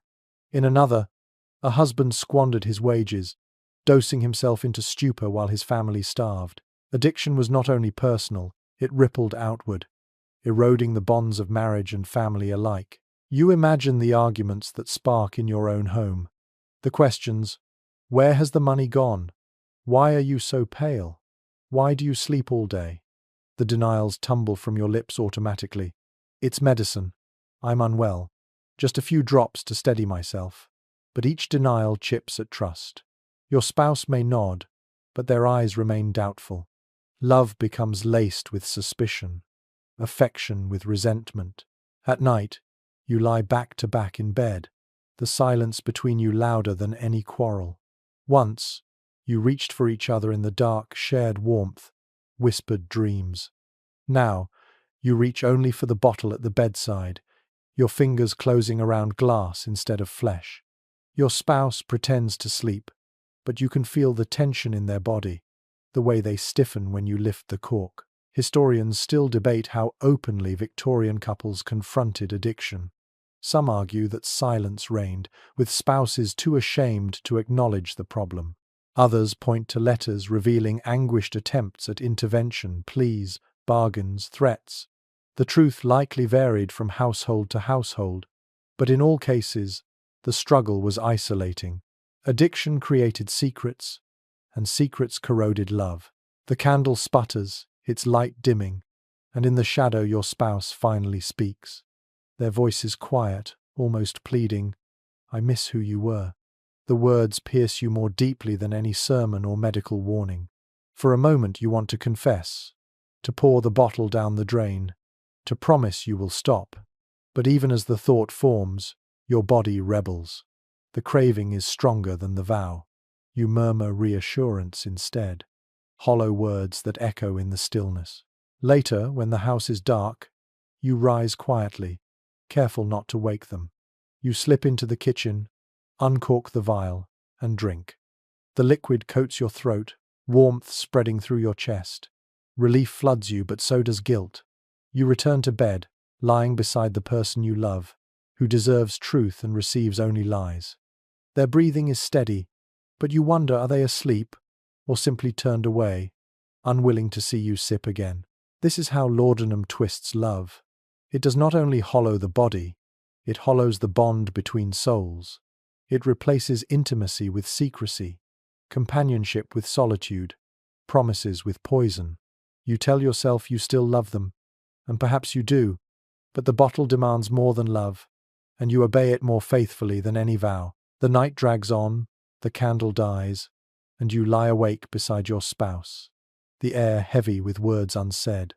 Love has not vanished, it lingers like a ghost, pacing the edges of the room. But between you, on the nightstand, sits the bottle, silent and patient, the truest partner you have left. The iron gates creak as they swing open, and you step into the asylum grounds. The walls rise high around you, thick stone slabs mottled with damp, the windows barred with black iron. Inside, the corridors smell of carbolic acid, damp linen, and despair. Some doors are bolted, others left ajar, revealing faces peering through narrow gaps. Here, in this place of confinement, laudanum addicts sometimes end their journeys, minds unraveled, bodies wasted, deposited behind locked doors for care. The asylum's locked doors were the end point for many who had slipped too far into dependence. When families could no longer cope with endless stupor, violent outbursts, or incoherent rambling, they turned to doctors who signed certificates of insanity. Wives brought husbands, children brought mothers, friends brought friends, each swearing they had tried everything. In reality, what they had tried was silence, denial, then finally desperation. The asylum became the last resort. The plain fact: Victorian asylums admitted countless patients under the diagnosis of moral insanity or nervous disorder, many of whom were heavily addicted to opium tinctures. Doctors inside often noted that laudanum had contributed to the collapse of the mind, though they were uncertain whether the drug caused madness or merely revealed it. Some patients raved incoherently, hallucinating demons and phantoms. Others sat for hours in mute stupor, eyes glazed, lips murmuring the same phrases over and over. You walk past one ward where a woman sits in her nightdress, rocking endlessly in a wooden chair. Her hair hangs in matted strands, and she hums a tuneless melody. A nurse explains in hushed tones that she was once a lady of refinement, brought here by her family after years of delicate nerves treated with laudanum. Now she barely recognizes her children when they visit. The drug that once eased her sleepless nights has reduced her to endless rocking, endless humming, endless emptiness. And then comes the unsettling tidbit.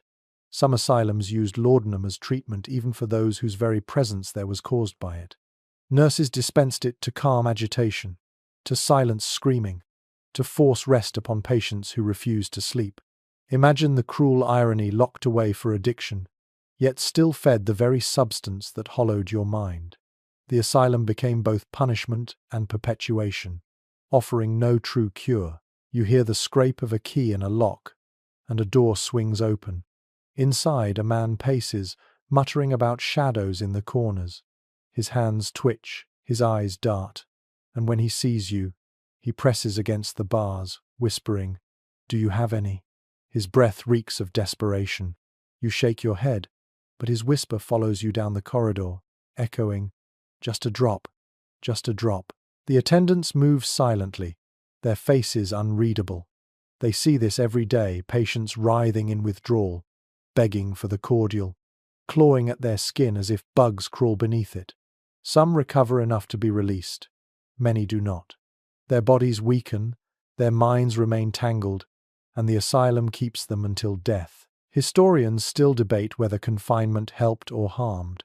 Some argue that enforced abstinence in asylums gave addicts the only chance of breaking free, however brutal the process. Others claim the conditions, poor sanitation, over-medication, lack of therapy, merely hastened decline. In truth, few records show tales of recovery. Most accounts end in death, or in endless confinement behind locked doors. You pause at a barred window. Beyond the courtyard, the world looks hazy, distant, unreachable. Patients shuffle in circles, their faces slack, some murmuring prayers, others staring into nothing. A nurse's bell rings, and they move obediently, like clockwork figures. You feel a shiver run down your spine. These people are not so different from you. The only barrier between you and them is the thin line of self-control, and you know how fragile that line has become. A doctor strides past, coat flapping, notebook in hand. He records observations clinically.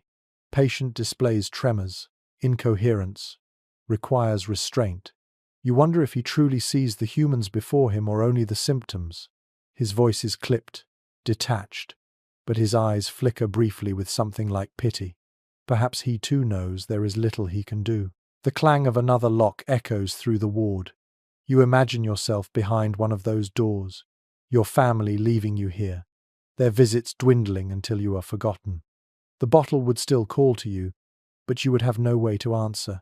You would rock like the woman, hum like the man, pace the halls until your strength collapsed.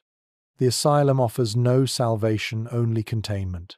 As you leave, the gates slam shut behind you with a finality that makes you shudder. The air outside feels fresher, freer, but the weight of the asylum clings. You know that place is waiting for you, a shadow at the end of your path. One more step too far into the bottle's embrace, and you too will hear locks clicking behind you, the whisper of attendants, the endless echo of "just a drop." You walk faster through the fog, clutching your coat tight, the bottle pressing against your ribs like a heartbeat.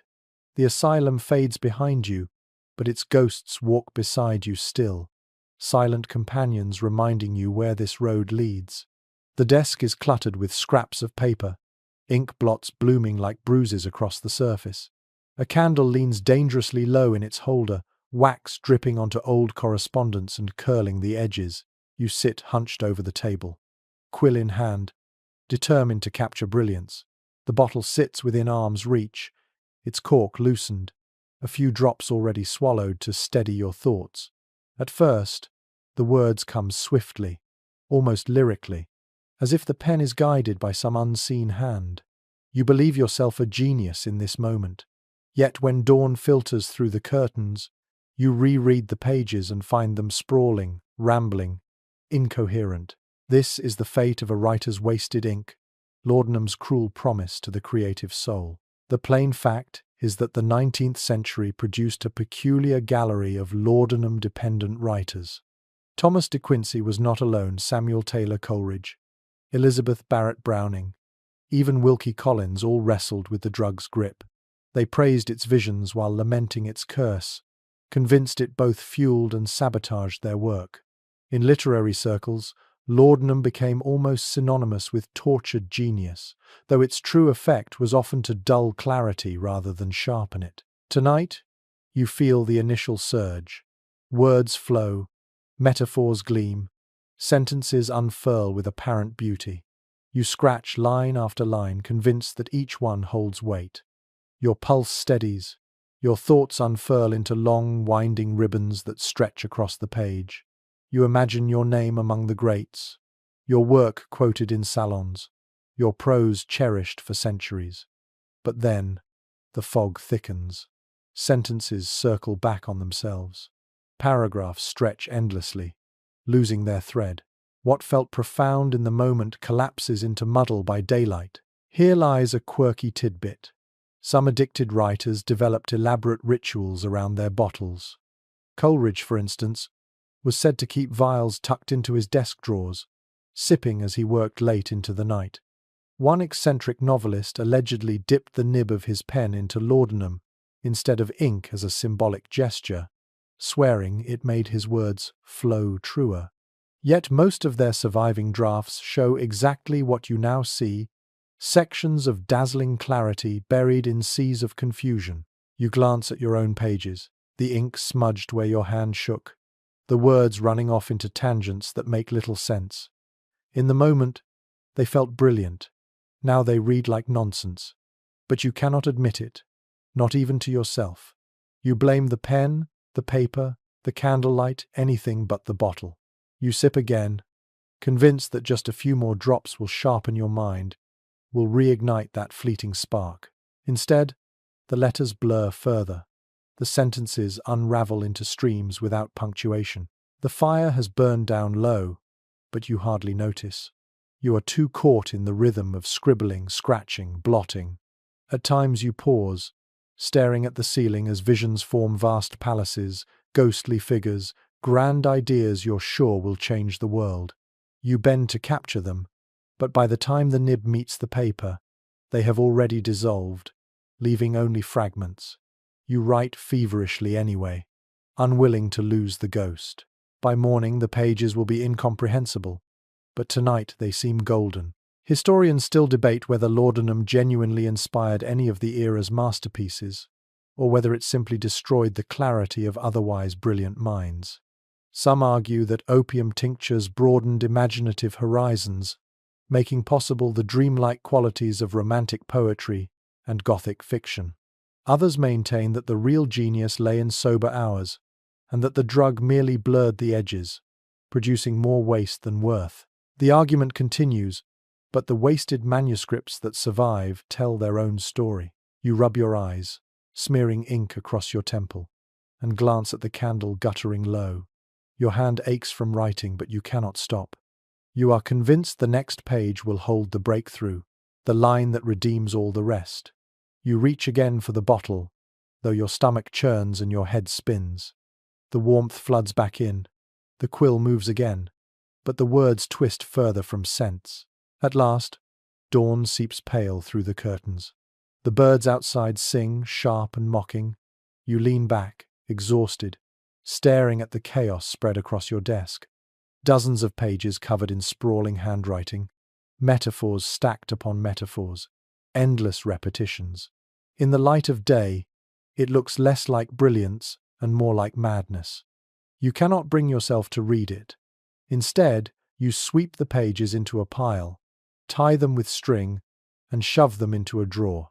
Another night's masterpiece locked away, never to be read again. The bottle sits empty beside you. You tell yourself tomorrow will be different, that you will write without it, that your mind will shine clear. But even as you think it, your hand reaches instinctively for the vial. You curse softly when you find it drained, and already you are calculating how soon the apothecary will open. The cycle is complete. Inspiration, confusion, despair, resolve, relapse. Each page bears witness to the pattern, black ink marking the toll of amber glass. You slump back in your chair, eyes burning, ears ringing faintly. Outside, the city stirs, people rushing to work, children chattering in the streets. You are too tired to join them.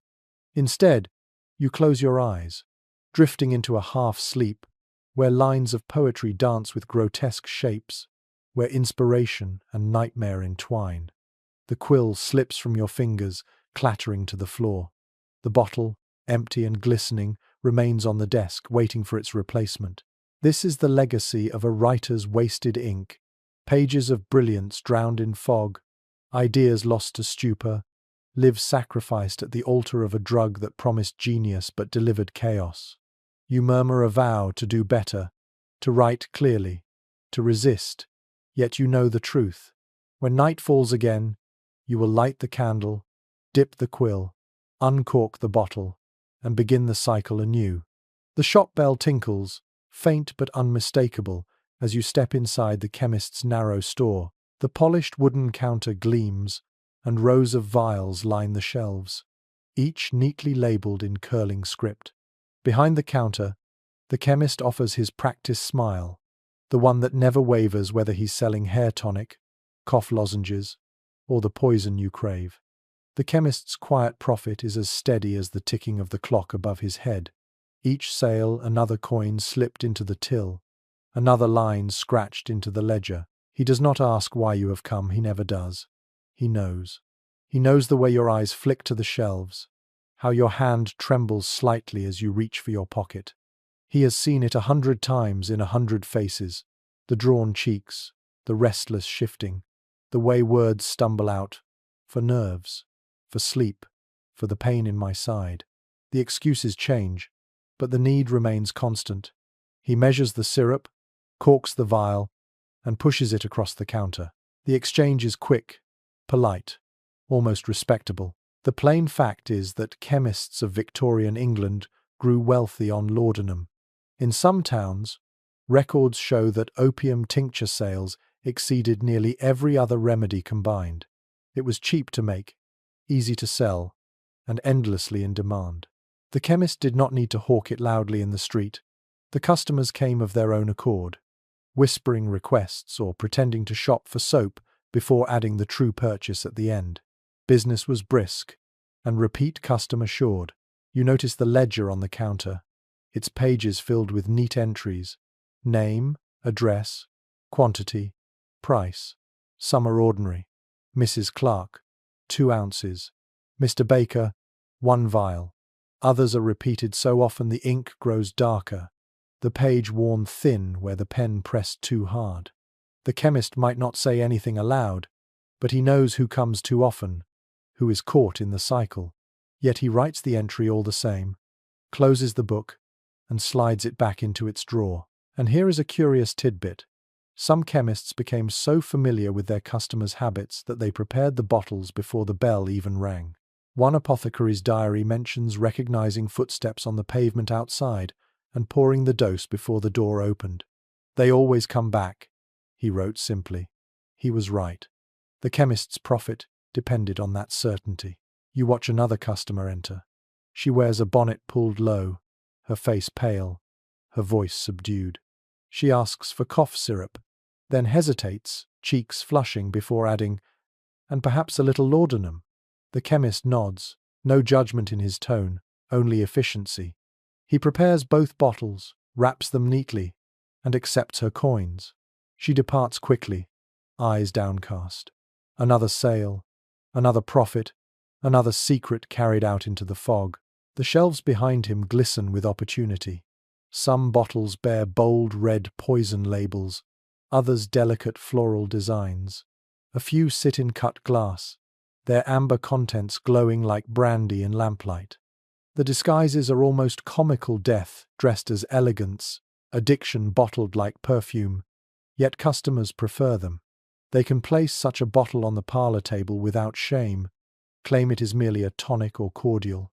Respectability is worth the extra penny. Historians still argue how much chemists knew of the damage they wrought. Some insist many were simply businessmen, ignorant of the long-term effects, treating laudanum like any other medicine. Others believe they knew precisely what they were selling, that they saw the trembling hands, the gaunt faces, the desperate eyes, and chose profit over pity. The truth may lie somewhere between, a mixture of ignorance, willful blindness, and cold calculation. The chemist himself offers no hint. His smile remains steady, his hands precise. He counts your coins, slides the vial across, and wishes you good health. You feel both grateful and resentful. Grateful for the relief, resentful for the ease with which he feeds your dependency.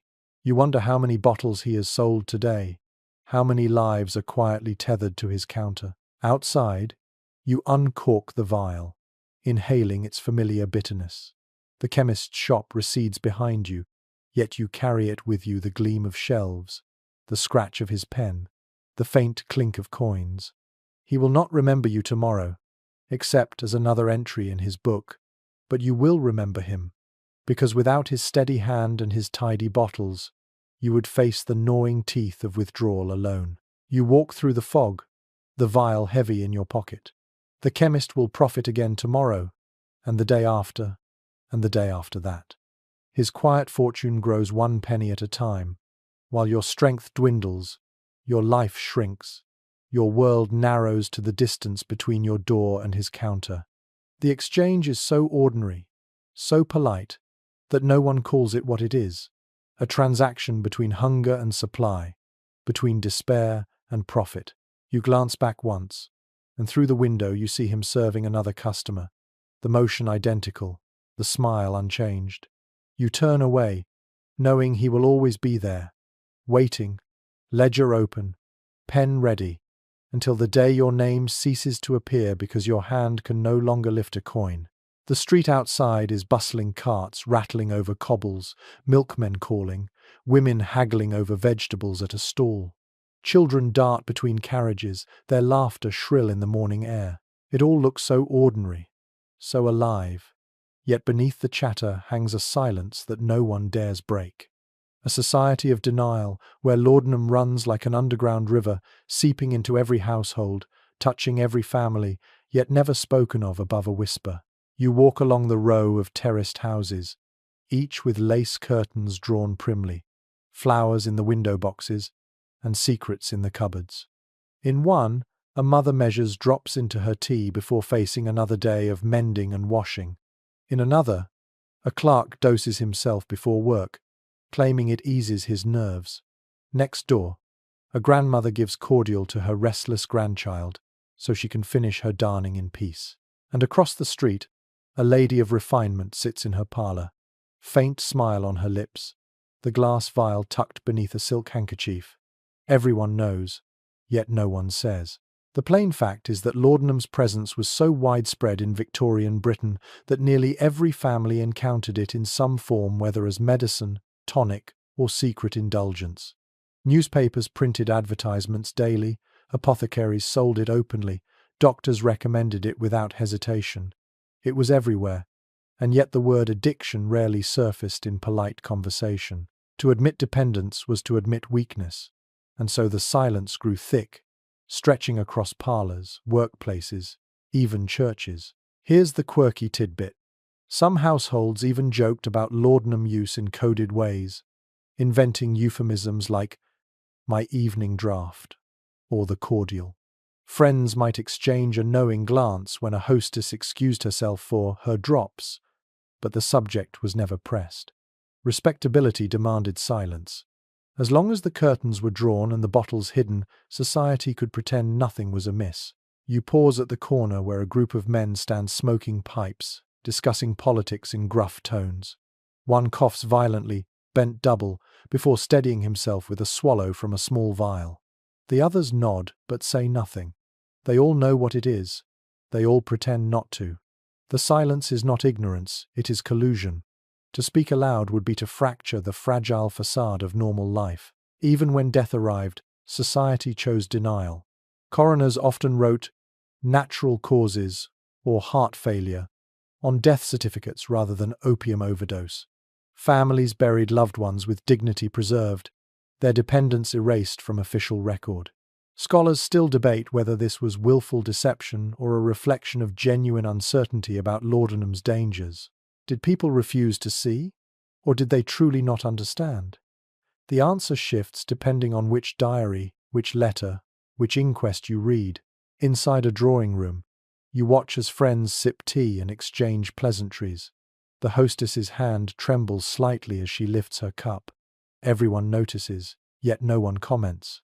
Later, as conversation drifts toward a neighbor's scandalous debts, the subject of laudanum might hover unspoken in the air, acknowledged only in sidelong glances. The silence protects them all. No one wants the mask of respectability to crack. But denial is not confined to polite society. In the slums, neighbors see each other slumping in stupors, hear the unnatural quiet of children dosed into sleep, witness coffins carried out with disturbing regularity. They murmur among themselves, but even here, words like addict or poison are rare. Poverty is already shame enough. Why add more? Better to shrug, to say, he was sickly, or the child was weak. Denial becomes a survival tactic as much as a social code. You realize how heavy the silence is. It presses in on every side, thicker than the London fog. You too have lived inside it, friends noticing your glassy eyes but saying only that you look tired. Family watching you falter but calling it ill health. You have benefited from society's refusal to name the truth, yet you also feel trapped by it. To confess would be to break the code, to risk disgrace. So you smile, make excuses, and continue the charade, just like everyone else. The denial seeps into politics as well. Reformers cry out about gin palaces, warning of the nation's ruin, yet rarely mention opium. Parliament debates factory laws, education acts, poor relief, but only slowly stirs to the issue of narcotics. The silence is convenient, for to acknowledge the epidemic would implicate too many doctors, chemists, even the empire itself. Better to look away, to let the quiet roll on. And so the city hums with contradiction. Children skip rope in the street, their mothers smiling faintly behind curtains with laudanum-laced tea. Clerks hurry to work, steadying their nerves with drops before entering the office. Gentlemen host dinners, their silver flasks hidden in waistcoats. A society that prides itself on propriety and order rests on a foundation of whispered dependence, each family complicit, each household keeping its secret. You walk further, past the crowded marketplace, past carriages jostling for space, past churches tolling their bells. Everywhere you look, the silence holds. The bottle glimmers in countless pockets, yet no one speaks. And you understand, with a kind of weary clarity, that denial itself is part of the addiction. The society does not simply suffer laudanum, it preserves it, shelters it, ensures its survival by refusing to name it aloud. You clutch your own vial, feeling its shape through your coat. You are just one figure among thousands, walking through fog and silence. And like them, you say nothing. The bottle will remain hidden, your secret intact, and society will continue to look the other way. The denial is as powerful as the drug itself, an entire culture complicit in the quiet destruction of its people. The hall smells of ink and damp paper, its walls lined with shelves stacked high with medical journals, pamphlets, and reports. You find yourself seated at a long oak table, scattered with the publications of physicians debating, scribbling, and arguing in print. Scientific debates spark here, though the tone is far from calm consensus. Some hail laudanum as a cornerstone of medicine, Others condemn it as a dangerous crutch, and in the middle, most simply shrug, prescribing it as readily as cough syrup. The plain fact is this: throughout the 19th century, opium tincture was one of the most studied, praised, and simultaneously maligned substances in British medicine. Doctors recognized its power to still pain, calm coughing fits, and soothe sleeplessness, but they also noted its grip, its side effects, and its ruinous toll on patients who relied on it too long. Medical journals of the time reveal a profession divided, half confident in its utility, half wary of its dangers. You leaf through one such journal and read a physician's stern defense. Opium remains the only reliable sedative at our disposal. To withhold it would be cruelty. His argument is clear. Without laudanum, patients suffer unrelieved pain, sleepless nights, unending coughs. He frames it as mercy, as duty. Another article, a few pages on, however, paints a darker picture. Cases abound where dependence grows, where the cure becomes the curse. We must temper our prescriptions with care. The two voices clash across the pages, neither fully winning. And then comes the peculiar tidbit. Some physicians recommended laudanum not only for pain or insomnia, but for the most astonishingly minor ailments. For an excess of daydreaming, one wrote, a dose may restore concentration. Another suggested it for boredom, noting its ability to cheer the melancholy of idle hours. Imagine that prescribing opium for ennui, as if the human condition itself were a disease curable with a spoonful of syrup. You picture patients sitting obediently in clinics, describing vague complaints, headaches, sadness, indigestion, and leaving with small glass vials. The doctors may have believed themselves scientific, but their medicine was often little more than guesswork.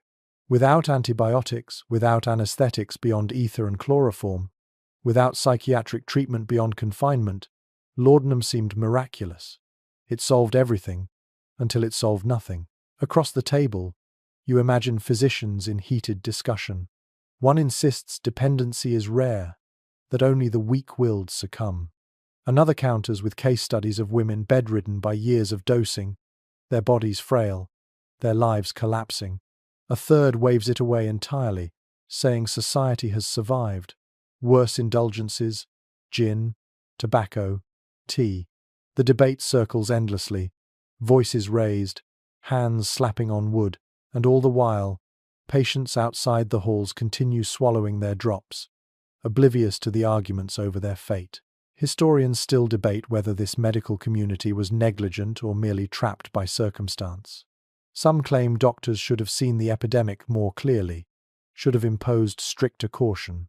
Others argue that in an age without alternatives, laudanum was the only tool they had, and condemning them is hindsight's luxury. The truth lies perhaps in both, an earnest faith in medicine colliding with blind spots and denial. You close the journal, its pages smudged from years of handling, and imagine the reality behind the words. The woman dosing herself nightly to quiet her nerves, the worker soothing his backache, the child silenced with syrup. None of them know of these debates. They are not reading pamphlets or journals. They are simply surviving. Science may argue, but their bodies and lives pay the price. In the corner of the hall, a young doctor scribbles notes. His eyes burn with conviction. He is certain opium should be restricted, certain it ruins more than it saves. But will his voice carry? Reformers often found themselves drowned out by louder, more comfortable arguments. Better to ease pain now, the majority said, than worry about future consequences. The chemists profited, the doctors continued prescribing, and the cycle endured. You imagine yourself seated at that table, bottle in hand, placing it beside the journal. The arguments around you rise and fall, but none of them touch the craving inside you. For you, the debate is not theoretical. It is not an essay or a pamphlet. It is the pounding in your head, the sweat on your skin, the gnawing need in your gut. You do not care which side wins the scholarly quarrel. You only care about the next dose. And that, perhaps, is the final cruelty. While scientific debates spark on paper, real lives slip quietly into the fog. The journals gather dust, the words blur, the arguments fade. But in the tenements, in the parlours, in the nurseries and asylums, the bottles remain. No debate can empty them. No pamphlet can silence the craving. Science may argue endlessly, but the laudanum continues to pour, one drop at a time. You rise from the table, the journal sliding shut with a dull thud. The echo lingers in the room, mingling with the ghost of voices long silenced. Outside, the world bustles on, unaware of the quarrels fought here. And you, bottle in pocket, walk out into the fog, the debate unresolved both in medicine and in yourself. The street corner is crowded. A small knot of people gathered around a woman holding a stack of leaflets. Her voice carries over the rattle of wheels and the clip of hooves. Our children are dying. Our mothers are wasting away. When will the government act? This is the cry of reformers, the early campaigners who dared to speak aloud what society preferred to whisper. Campaigners cry for reform, though their words are often mocked as shrill, moralizing, or impractical. You step closer, watching as the woman thrusts a leaflet into a passerby's hand. He glances at it, scoffs, and tucks it into his coat without reading. Another man jeers, calling her a killjoy, accusing her of wanting to rob working families of their only comfort. Yet a few faces in the crowd look thoughtful, even guilty. The leaflets speak plainly. Laudanum kills as much as it soothes. Children slip into graves, workers grow too weak, households collapse in silence. Something must be done. The plain fact is that by the mid-19th century, voices were indeed rising against the unregulated sale of opium. Doctors wrote cautious articles, clergymen thundered from pulpits, and reformers distributed pamphlets urging restrictions. They pointed to coroners' records, to infant deaths, to the hollowed bodies of long-term users. They demanded labelling laws, age restrictions, limits on sales. But in a society that profited from the trade, their cries often fell on deaf ears. One curious tidbit reveals how reformers were ridiculed in the press. Satirical cartoons mocked them as busybodies, nagging women with spectacles and stern expressions, trying to strip away the little pleasures of the poor. In one, a caricatured reformer wrestled a bottle from a weeping mother, while the caption sneered, "Would she rather hear the baby scream?" The mockery stung, but it also revealed how deeply society relied on laudanum as a crutch, unwilling to face its cost. You imagine the reform meetings in drafty church halls, the smell of damp wood, the shuffle of boots, the clatter of chairs as campaigners rise to speak. Their arguments blend morality with practicality. Opium destroys families, drains wages, feeds misery. One doctor holds up a vial, shaking it for emphasis. A clergyman reads aloud a list of children buried before their first birthdays. A widow stands trembling, recounting how her husband dosed himself into an early grave. The audience murmurs, torn between sympathy and irritation. Historians still argue whether these reformers were truly effective or merely symbolic. Some say they paved the way for later restrictions, planting seeds of change. Others argue their impact was minimal at the time, drowned out by commercial interests and public indifference. Yet their persistence mattered, even if society mocked them. They named what others refused to, and in doing so, cracked the silence of denial. You hold one of the leaflets yourself. The paper is thin, the ink smudged, but the words are urgent. Opium is the poison of our people. Demand regulation before more lives are lost. You feel a pang, because the words ring true, yet you also feel resistance. To admit they are right would be to admit your own bondage, and that is harder than dismissing them as fanatics. So you fold the leaflet, slip it into your pocket, and tell yourself you'll read it later. You know you won't. Around you, the crowd disperses. The reformer's voice grows hoarse. Her leaflets dwindle. She looks weary but resolute, clutching the last few pages as though they might yet change the world. You wonder how many like her stand on corners tonight, ignored by most, mocked by some, listened to by only a few. Yet you also know their voices will echo, even faintly, into the future. As you walk away, you picture a chain. The chemist profiting, the doctor prescribing, the addict swallowing, the reformer shouting. Each link holds tight, and you are caught in the middle. The reformer's cry follows you down the street, "Something must be done." But the bottle in your pocket hums more sweetly, more persuasively, than any pamphlet or sermon. And so you keep walking, leaflet crumpled, bottle intact, reform postponed once more. The map of the world unfurls across a mahogany table, its oceans inked in pale blue, its colonies painted in shades of pink and red. You trace your finger along the curved coast of India, across the South China Sea, and into the rivers that fed empires. The shadow of empire hangs heavy here, for Britain's grip on opium abroad bled directly back into the cordial in your pocket. The laudanum you sip each night is not only a domestic medicine but the distilled product of conquest, trade, and war. The plain fact is clear.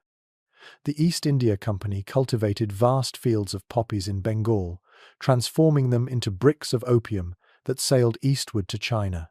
The trade was lucrative, so lucrative that it underwrote much of the British presence in Asia. When the Chinese emperor tried to halt it, Britain sent gunboats, unleashing the opium wars of the 1832nd and 1852nd. Cannons thundered, treaties were signed at bayonet point, and opium flowed back into Chinese ports under the Union Jack's shadow. And here is the strange, uncomfortable tidbit.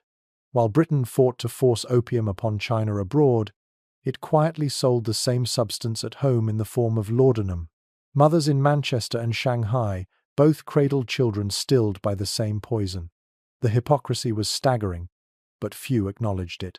Empire was dressed in the language of progress and profit, while addiction was hidden beneath curtains and euphemisms.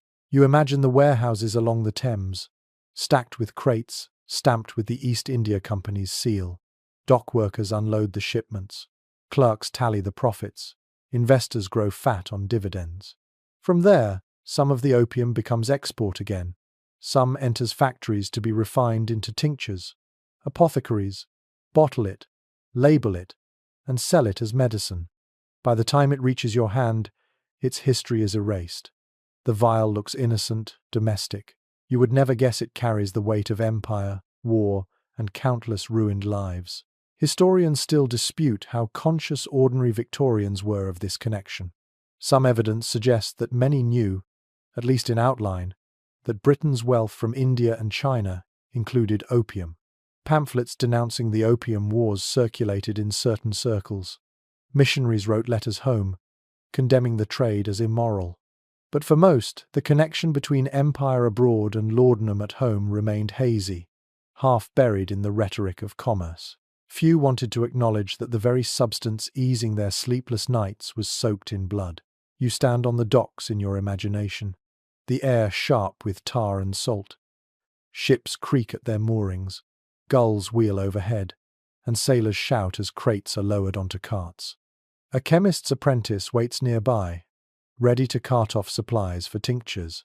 He whistles cheerfully, unaware or perhaps unconcerned that the crates in front of him represent shattered lives thousands of miles away. To him, it is business. To you, it is survival. To the empire, it is profit. The irony is brutal. Reformers at home are mocked for demanding restrictions, while abroad, Britain fights wars to protect the very trade those reformers condemn. Newspapers report victories in China while, in the same pages, advertising laudanum for domestic use. A child dies in a London nursery from overdose. On the same day, a treaty is signed, forcing Chinese ports to open. The threads intertwine, a tapestry woven in denial. You imagine sitting in a London parlour, sipping the cordial, while a newspaper rests on the table beside you. The headlines trumpet triumph. British gunboats secure trade rights. You read the words with patriotic pride, even as you swallow the liquid that binds you to that trade. The empire's wars feel distant, abstract. Yet they are inside you, coursing through your veins with every drop, and still the cycle continues. The East India Company dissolves, but other traders rise in its place. The profits remain. The fields in Bengal still bloom with poppies. The ships still sail. At home, chemists still bottle, still sell, still profit. The shadow of empire does not vanish. It shifts, adapts, lingers. You hold the vial in your hand, feeling its weight as more than glass and liquid. It is also the weight of conquest, of treaties signed in blood, of fields far away where farmers toil under colonial demand. Each sip ties you to that vast machine, even as it shrinks your own world to the walls of your room. The fog outside thickens, muffling the city, and you realize that laudanum is not merely your private curse but part of a global story. The empire has seeped into your veins, and you cannot separate your own craving from its power. The shadow of empire lies across your table, your bed, your very body, reminding you that addiction is never only personal. It is political, imperial, and inescapably entangled with the fate of nations. The mirror tells you truths you do not want to face: hollow cheeks, lips pale and cracked, eyes sunk into bruised sockets. Your hands tremble as you steady yourself against the washstand, the wood cool beneath your palm. Each sip from the bottle that once promised comfort has carved you thinner, weaker, more ghost than flesh. An addict's final decline is rarely sudden, it is a slow unwinding, the body hollowing out inch by inch, even as the craving sharpens with merciless clarity. The plain fact is unavoidable. Long-term laudanum use wasted the body. Contemporary medical records describe emaciation, yellowed skin, weak hearts, and sluggish bowels. The tonic that once dulled pain left organs failing, muscles wasting, and minds fogged. By the time decline became visible, escape was almost impossible. The body clung to the poison even as it broke beneath it. You sit in the chair by the fire, but the warmth no longer reaches you. Your limbs are cold despite the blaze, and your breath rattles faintly as you exhale. The bottle rests on the table, nearly empty, and you stroke it absently like a cherished pet. It is all you have left, your companion, your comfort, your curse. You think of the friends who have drifted away, the family who no longer visits, the spouse whose eyes grew too tired to watch. The bottle stayed when they left. That loyalty is its cruelest trick. Here's a peculiar tidbit. Some Victorian addicts describe themselves almost romantically, comparing their relationship with laudanum to a love affair. They wrote letters and diary entries, calling it my faithful friend, my beloved tormentor, even my sweet companion. They knew it was killing them, yet they spoke of it tenderly, as if unable to separate destruction from devotion. You feel the truth of that sentiment now. You hate the bottle, but you also clutch it like a lifeline. The decline is not only physical. Your memory slips, thoughts scatter, sentences trail off into nothing.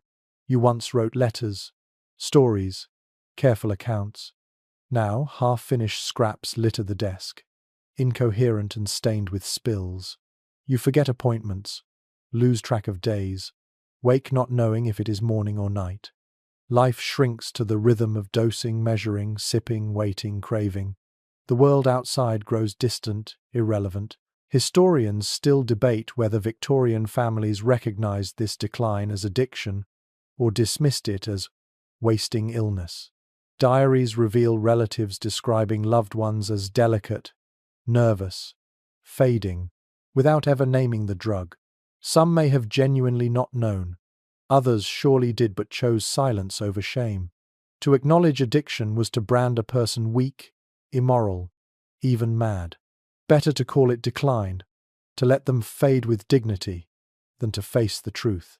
You rise from the chair, legs trembling, and shuffle to the window.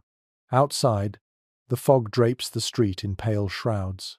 Figures move like shadows, their steps brisk, their voices faint.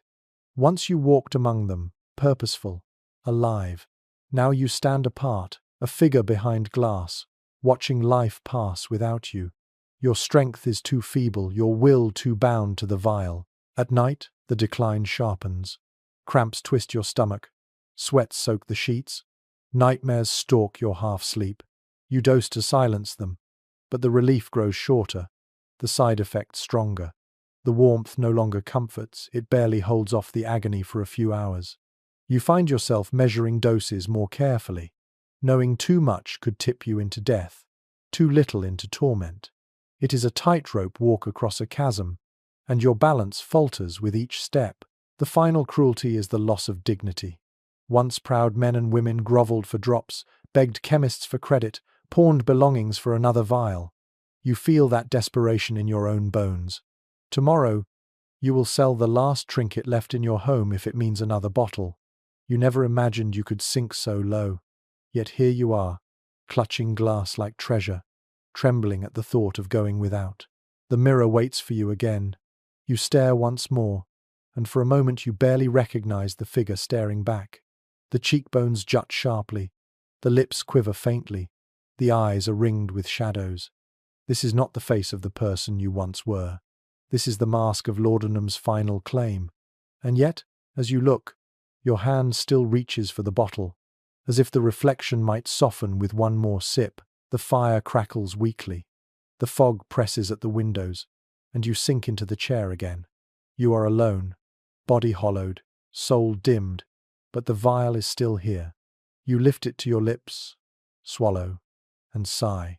The decline will continue tomorrow, sharper, crueler, but tonight you can still silence the hunger for a while. The end is not far, though you pretend otherwise. You whisper promises to yourself, just one more week, one more month, then you will stop. But deep down, you know. The bottle has hollowed you, and you are too weak to put it down. It will see you to the end, and you will meet that end with glass in hand. The house is quiet, but the quiet is not peace. It is the silence of absence of children, no longer laughing, of a partner no longer speaking, of debts piling on the table like autumn leaves. A household in ruins is not built in a day. It unravels slowly, thread by thread, until one morning you wake to find the walls still standing but everything inside hollowed out, as fragile as your own body. At first, the ruin was subtle. A missed payment here, a forgotten chore there. The cordial took the edge off your guilt, softened your spouse's scolding, dulled the sharp anxiety that gnawed in the night. You told yourself it was temporary, that once you recovered your strength, once your nerves steadied, you would be better.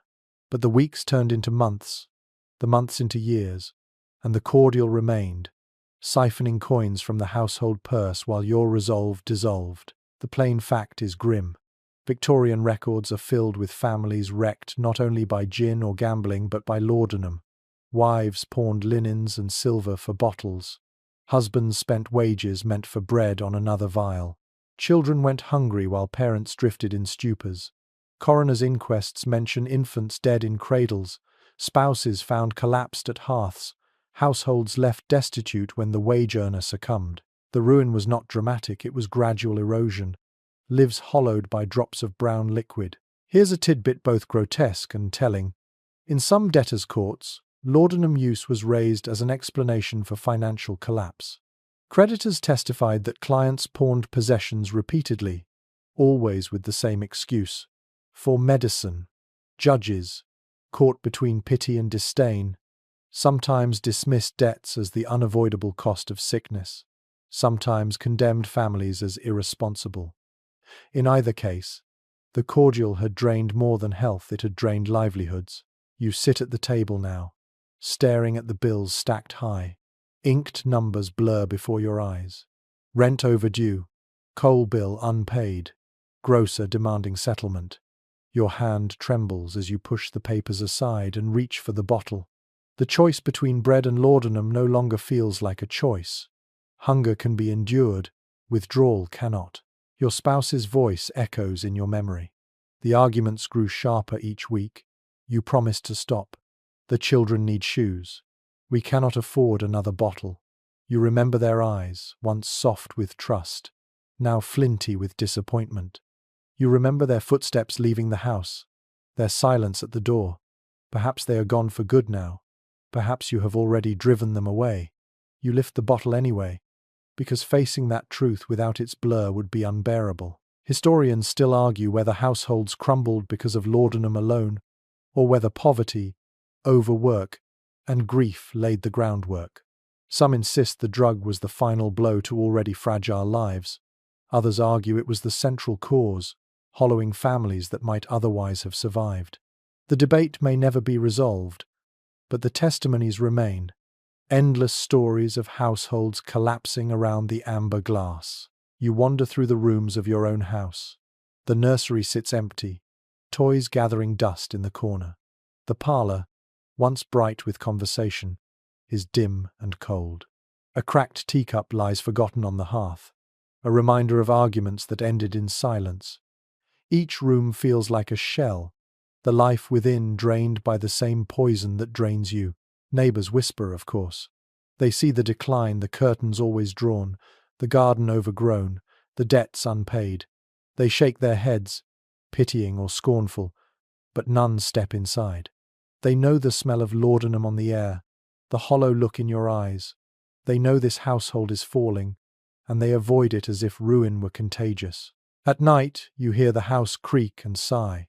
Once it was filled with warmth, children's laughter, the crackle of fire, the hum of sewing. Now, only the ticking clock and the clink of glass break the silence. You walk room to room with the bottle in hand, as if its weight could replace the voices you have lost. You drink, and the memories blur, but they always return sharper when the haze lifts. The truth presses in. Laudanum does not only claim bodies, it claims households. It eats at trust, consumes wages, hollows relationships, and leaves only shells behind. You see it in your own walls, in your own silence. The cordial promised peace, but it has given only ruins. Still, even in ruins, the bottle waits. You collapse into your chair, debts on the table, silence pressing at the windows. You raise the vial, swallow, sigh. The ruin will deepen tomorrow, but tonight you can numb the ache, blur the edges, pretend the house is whole once more. The asylum door clangs shut behind you, iron on iron, the echo rattling down stone corridors that smell of lime wash and disinfectant. Here lies the last refuge for many whose laudanum decline turned from private misery to public disturbance. Families, unable to manage, signed committal papers. Parishes paid for beds. Doctors recorded cases in ledgers. A household in ruins often ended with one member carried through these gates, their decline rebranded as madness. The plain fact is sobering. 19th century asylums in Britain increasingly housed not only the violently insane, but also those weakened or deranged by substance use. Opium figures prominently in medical records, patients admitted with hallucinations, trembling fits, or perpetual stupor. Some stayed only weeks before discharge. Others lingered for years, their names fading into institutional routine. You walk down a corridor lined with doors, each with a grated window. Behind them, voices mutter, cry, or sing tunelessly. A woman rocks back and forth on her cot, whispering to herself between doses of laudanum provided even here. A man claws at the wall. Certain insects crawl beneath his skin. Another lies still as stone, eyes half open, unresponsive to the world. The asylum is both refuge and oubliette, a place where society stores what it cannot face. Here's a tidbit almost too bleak to believe. Some asylums, though meant for treatment, continued to administer laudanum liberally. Doctors reasoned it calmed the agitated and helped maintain order. So the very substance that brought patients to the brink was often placed back in their hands, not as cure but as control. In a ledger you picture neat inked lines record: dose given, patient settled, ward quiet. Tranquility bought by the same poison that caused the chaos. You step into a ward where rows of iron bedsteads stretch beneath flickering gaslight. The air is heavy with damp wool and the faint reek of urine. A nurse moves briskly from bed to bed, spoon in hand, bottle at her hip. Patients open mouths obediently, swallowing without protest. Their eyes glaze, the ward grows still. For the staff, it is a victory. For the patients, it is another step deeper into fog. Historians still debate whether asylums of the era were cruel prisons or well-intentioned but overwhelmed institutions. Some argue doctors genuinely believed opium eased suffering in the absence of better treatments. Others point to the overcrowding, the neglect, the reliance on sedation as proof of systemic failure. The truth perhaps lies between, a mix of good intentions and grim reality, where compassion and control blurred. You imagine yourself as one of these patients, the door clanging shut, your name written into the ledger, your vial confiscated only to be replaced with the same draft under another's hand. The craving remains, but here it is not your choice. You swallow what they give, at the hour they choose, and drift into haze not of your making. Even your dependence is institutionalized. In the common room, some patients play drafts under supervision, their movements slow and uncertain. Others sit silent, staring at nothing. One scribbles furiously on scraps of paper, convinced he is writing a great treatise, though the words are nonsense. The attendants watch, weary but practiced. They have seen hundreds like you pass through, some recovering slightly, some fading to shadows, few ever truly leaving the fog behind. Night in the asylum is the hardest. The gaslights dim, doors lock, and cries echo down corridors. Some weep for families who no longer visit. Others babble in nightmares. A few lie still, barely breathing, their decline almost complete. The nurses pace the halls, bottles rattling in pockets, spoons ready to still the noise.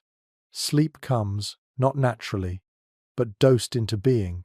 You lie on your own narrow cot, blanket scratchy against your skin. The ceiling above is damp, stained, peeling.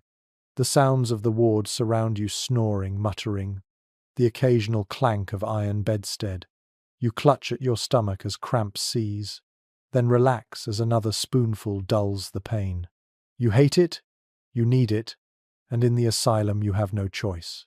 The decline has found its final stage, institutional walls closing where domestic ones fell apart. Yet even here, the craving whispers. When the nurse's back is turned, you wonder if you could beg for another spoon, or barter with another patient, or scrape residue from the empty bottle. Addiction knows no bars, no locks. It follows you into every ward, every cot, every corner of your mind.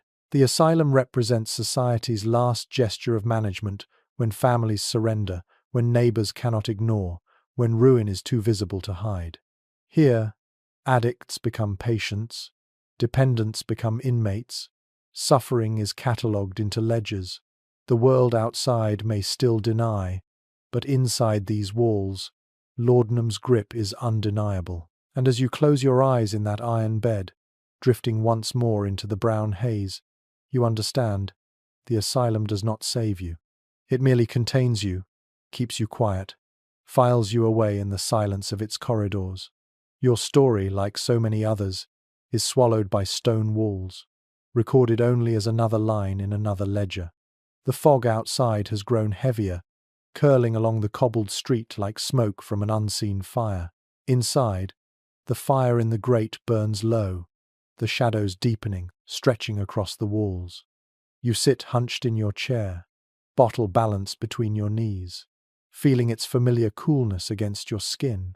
The final days come not with drama, but with weariness.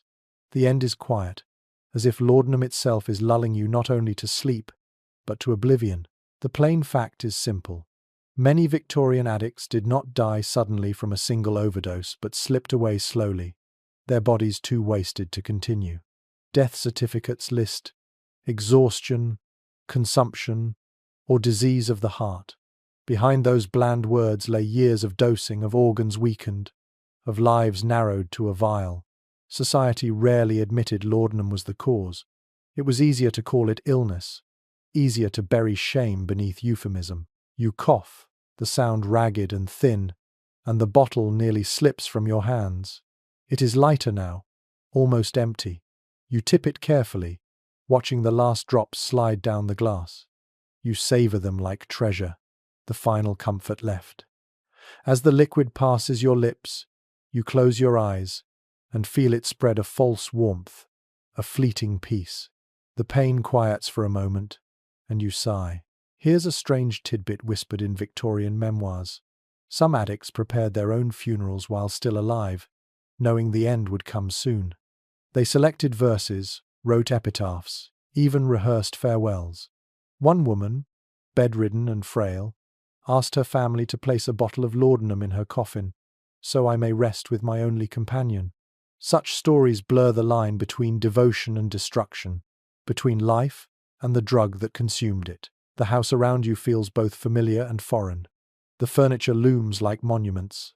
The clock ticks louder than ever, each swing of its pendulum marking time you no longer have. You think of the people you've lost, friends who stopped visiting, family who turned away, neighbors who whispered behind curtains. Their absence presses in as heavily as the fog. You wonder if anyone will mark your passing, if anyone will care. Perhaps only the chemist, noting a regular customer's silence, will realize you are gone. Historians still argue whether society failed its addicts or whether addicts failed themselves. Was it negligence that laudanum flowed unchecked, or weakness that individuals could not resist? The debate matters little here. What you feel is neither blame nor absolution, but inevitability. The bottle was always stronger, always patient, always waiting. You were never meant to win. The final hours blur. The fire dwindles to ash. The room chills. Your breath grows shallow. You drift in and out, half dreaming, half waking. In one dream, you walk along the docks where ships unload endless crates of opium. In another, you sit once more in the asylum ward, spoon at your lips. In yet another, you stand at the nursery door, listening to a baby's silence. The dreams weave into one long haze, the story of your life told back to you in fragments. Your body weakens further. Hands tremble, feet grow numb, heart thuds irregularly. You know the end is close, but fear feels distant now, muffled by exhaustion. The only sharpness left is the craving, and even that begins to fade, dulled by the very substance that caused it. You wonder briefly if this is mercy, or the final cruelty, to die numbed, unable to feel even the truth of your own departure. The room grows darker. The fog outside thickens, pressing against the window until it seems the world itself is dissolving. You sink deeper into the chair, bottle slipping from your grasp. It rolls gently across the rug and comes to rest in shadow. You watch it blur in your dimming vision, then close your eyes. The last sound you hear is the faint tick of the clock, steady, relentless, until even that fades. The life of a laudanum addict in Victorian England was not a tale of sudden tragedy, but of slow erosion, a fading away that consumed households, bodies, and souls alike. It left behind silence, debts, empty rooms, and memories blurred by fog.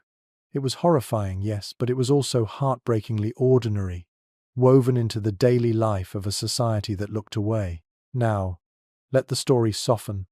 Let the harsh edges smooth into calm. Breathe slowly now, in and out, letting the weight of the story fall away. The fog that once pressed against those windows begins to lift, drifting into the night until only calm remains.